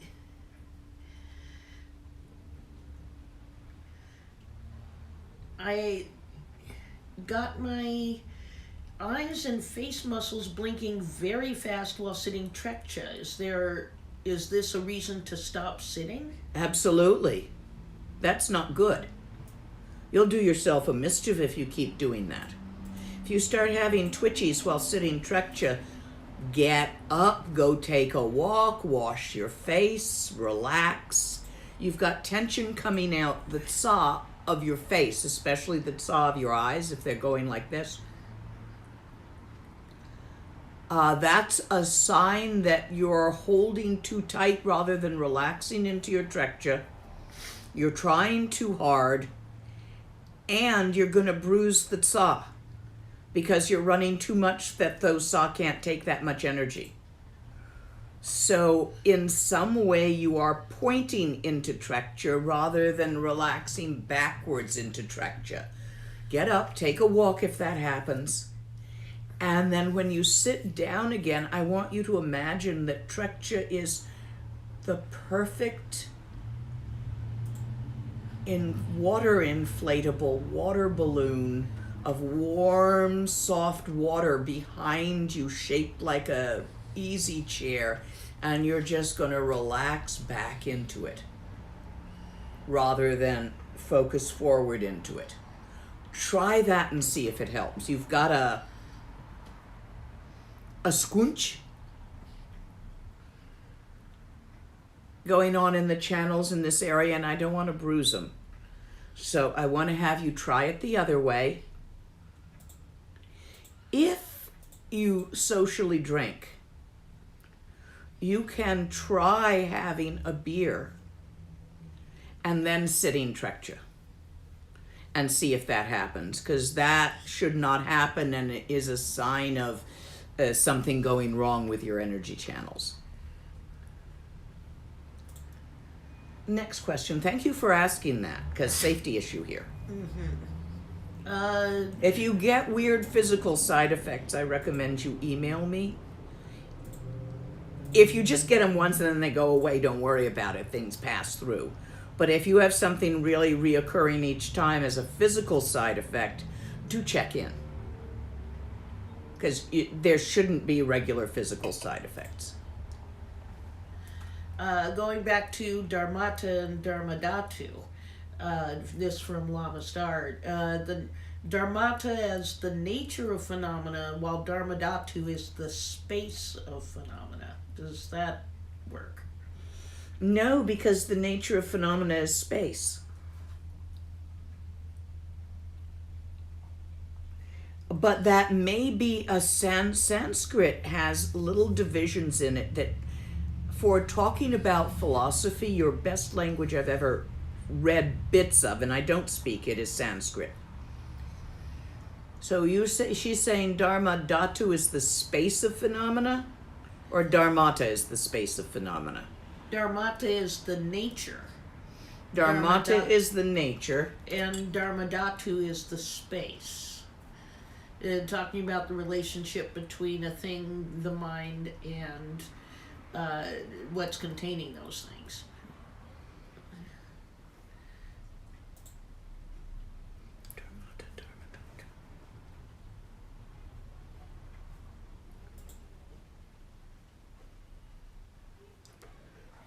Okay, I'm going to contemplate that some. Thank you, Lama Tasha.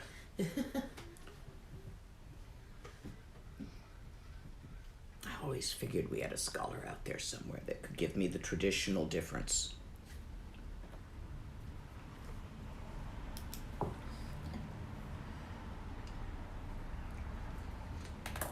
All my text ends up full of Dharma notes, margins, highlighter everywhere.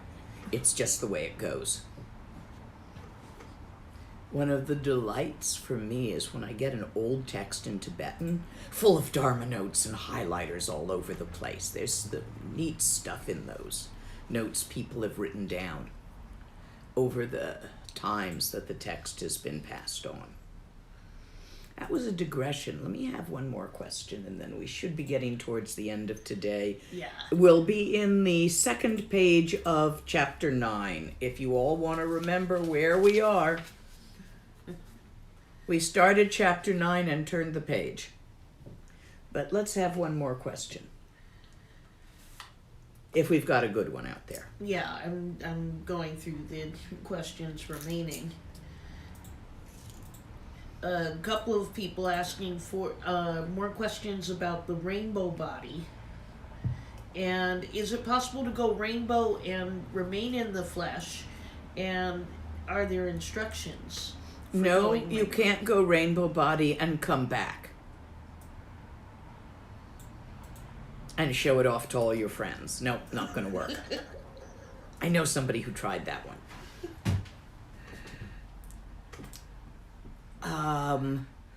The instructions for rainbow body, Trekchö.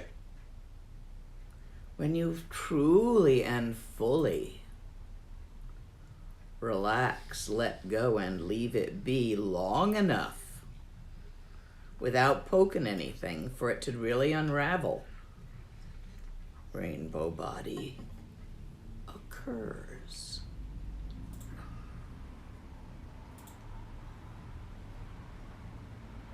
That's how.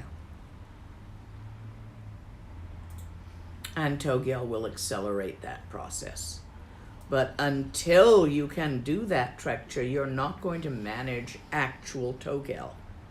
Togel depends on Trekchö.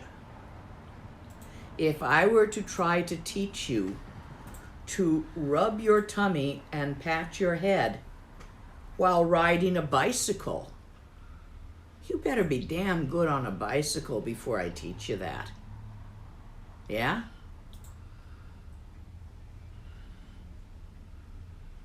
Now, Norbu Rinpoche did publicly teach people to rub their belly and pat their head before they knew how to ride a bicycle, but that's because he was about to die and wanted to have taught it so that people would later come to the ability to ride the bicycle and then add that practice.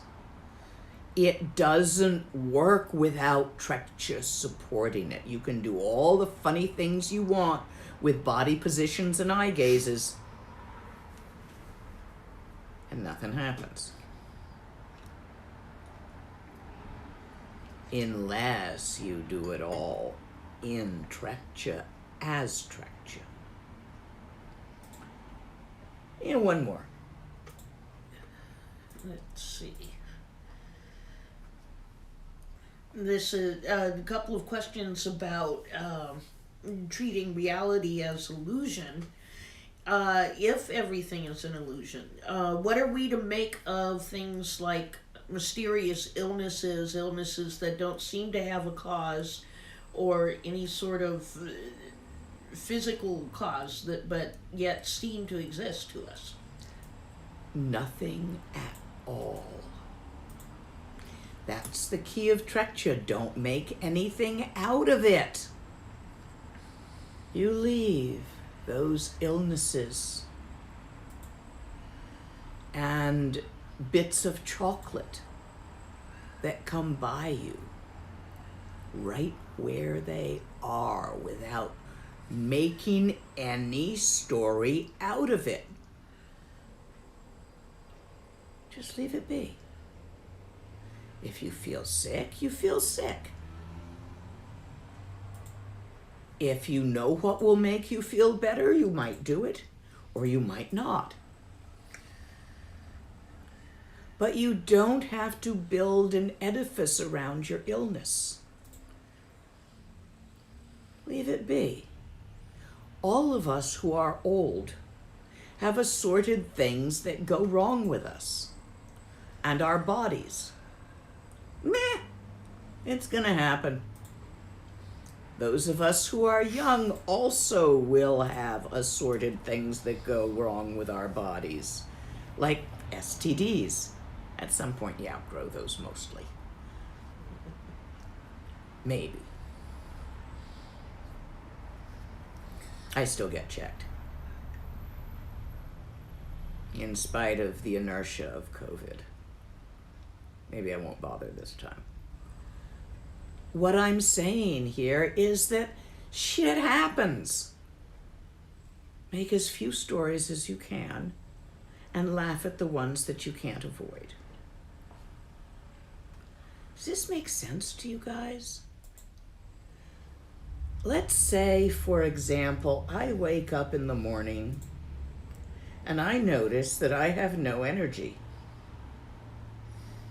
Instead of making a story that I had COVID back when it was first out in January, I actually canceled a tour because I was sick in January. I figured it was the flu at the time. We didn't know COVID yet. But instead of making that story, and this is part of the long haul, and that's why I'd be more allergic this year, and blah, blah, blah, blah, blah. Nope, I don't need to make a story. I feel low energy today. Okay, I think I'll call it a pajama day. And I wandered out and have some more coffee in my PJs. And don't do anything because I don't have any energy. So, it passes. Now, I could have gone, oh, well, it's chronic fatigue and I'm having a flare-up and I'm da-da. Why would I want to do that? Fuck, shit happens. Some days you feel better, some days you feel like crap. So what?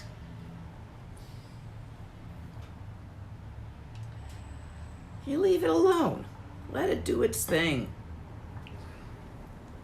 Stop trying to think your way out of this paper bag. You can't. You cannot decide what to do about everything most effectively by thinking at it. And the day you learn that, it's going to be a big jump for all of you. I remember the day my teacher taught me that. Can't think your way out of this one, kid. Remind me next week, I'll tell you that story. It's a bit of a long one. Or next week. Next time we're together. You can even try it for tomorrow in the question and answers, and let's see if you get called on. But it's a long story. And it has to be in context in what we're talking about. I hope that was useful. Check and see with that person and the people in that area of questioning. Don't make anything out of it. You don't have to. Leave it be.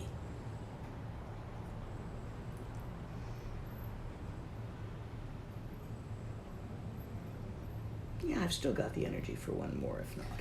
Yeah,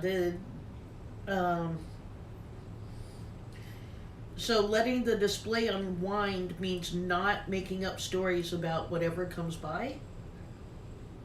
Or if you do make up stories about whatever comes by, not believing them or subscribing to them.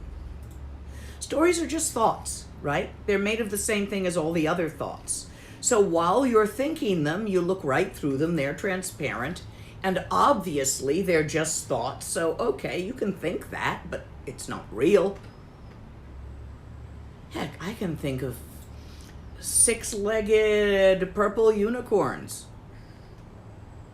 I can think that very well. Doesn't make it real. More on this topic? This is a very important topic.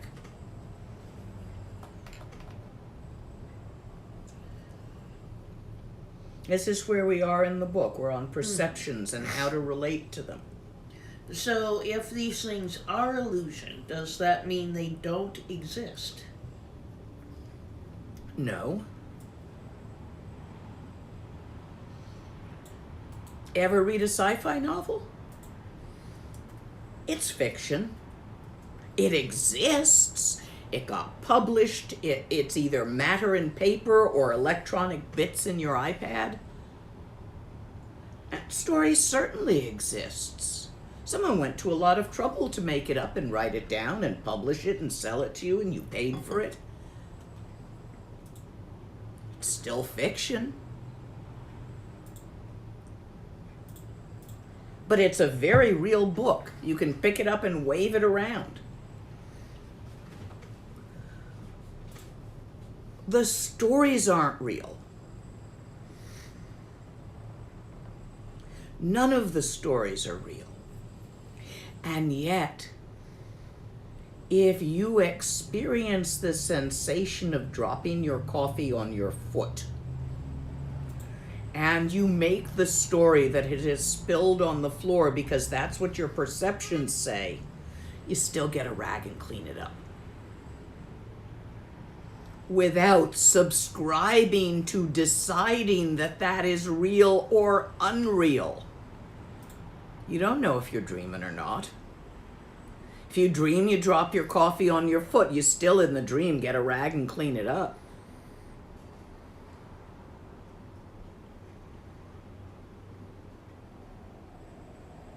You're going for absolutes here, ises and isn'ts.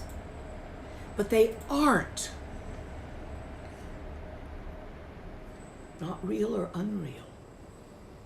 Not here or there. Neither this nor that. Inside and outside. Center and edge. These are words and thoughts, and you're making it all up. And that's okay, because this is Chukurolpa, the play of the Dharmakaya.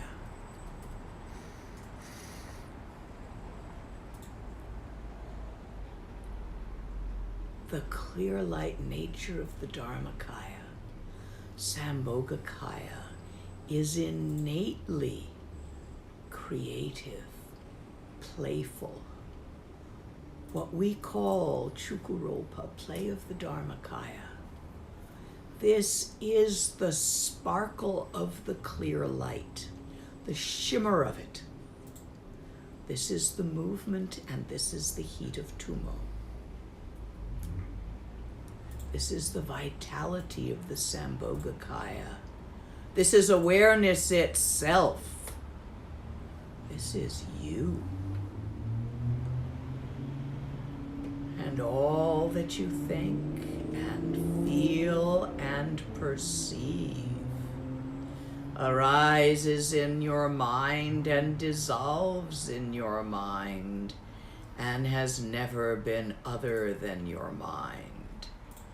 And you are your mind.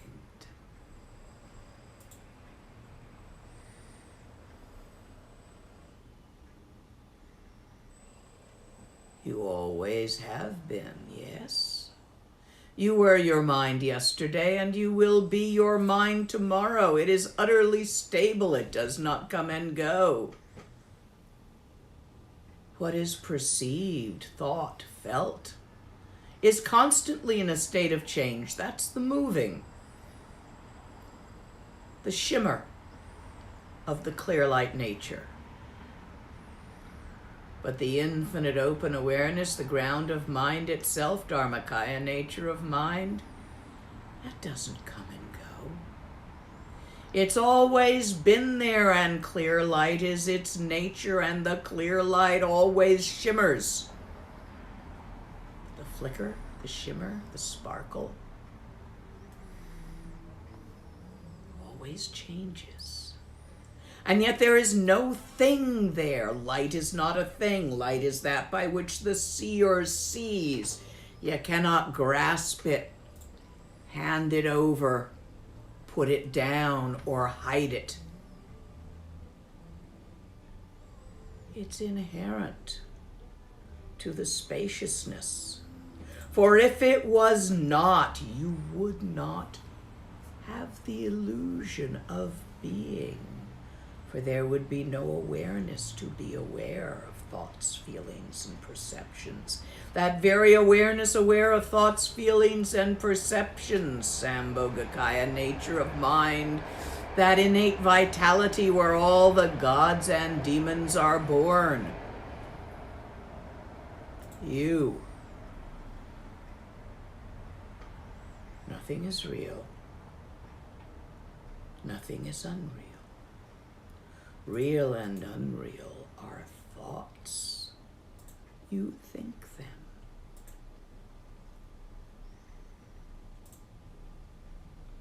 And I think I will leave you there. Practice. I will answer more questions tomorrow. Gewa and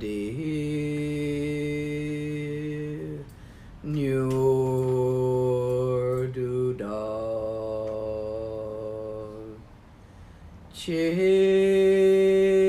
Che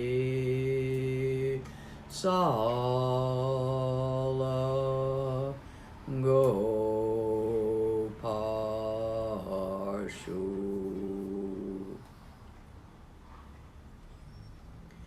If you were listening to this broadcast in a language other than English, please do consider making an offering to your translator, as you would not have understood this without their assistance.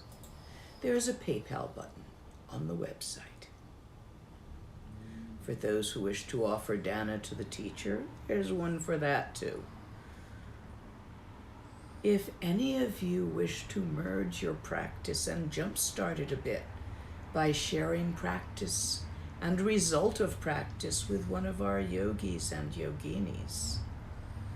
You see, it's pretty simple. The cost of a pizza and beer every month keeps a yogi in retreat.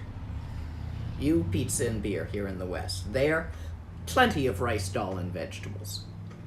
So, if you're interested in doing that, drop me a line by email. But don't mix that request with other Dharma questions, 2 separate emails if you want to ask about your practice and ask for a yogi. Okay?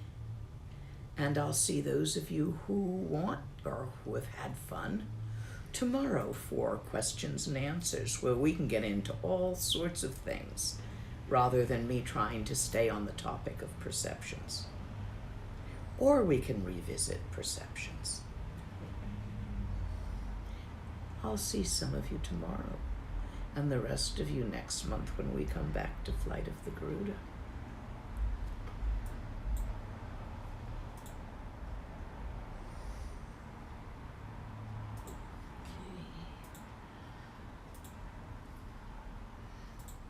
And you are no longer live.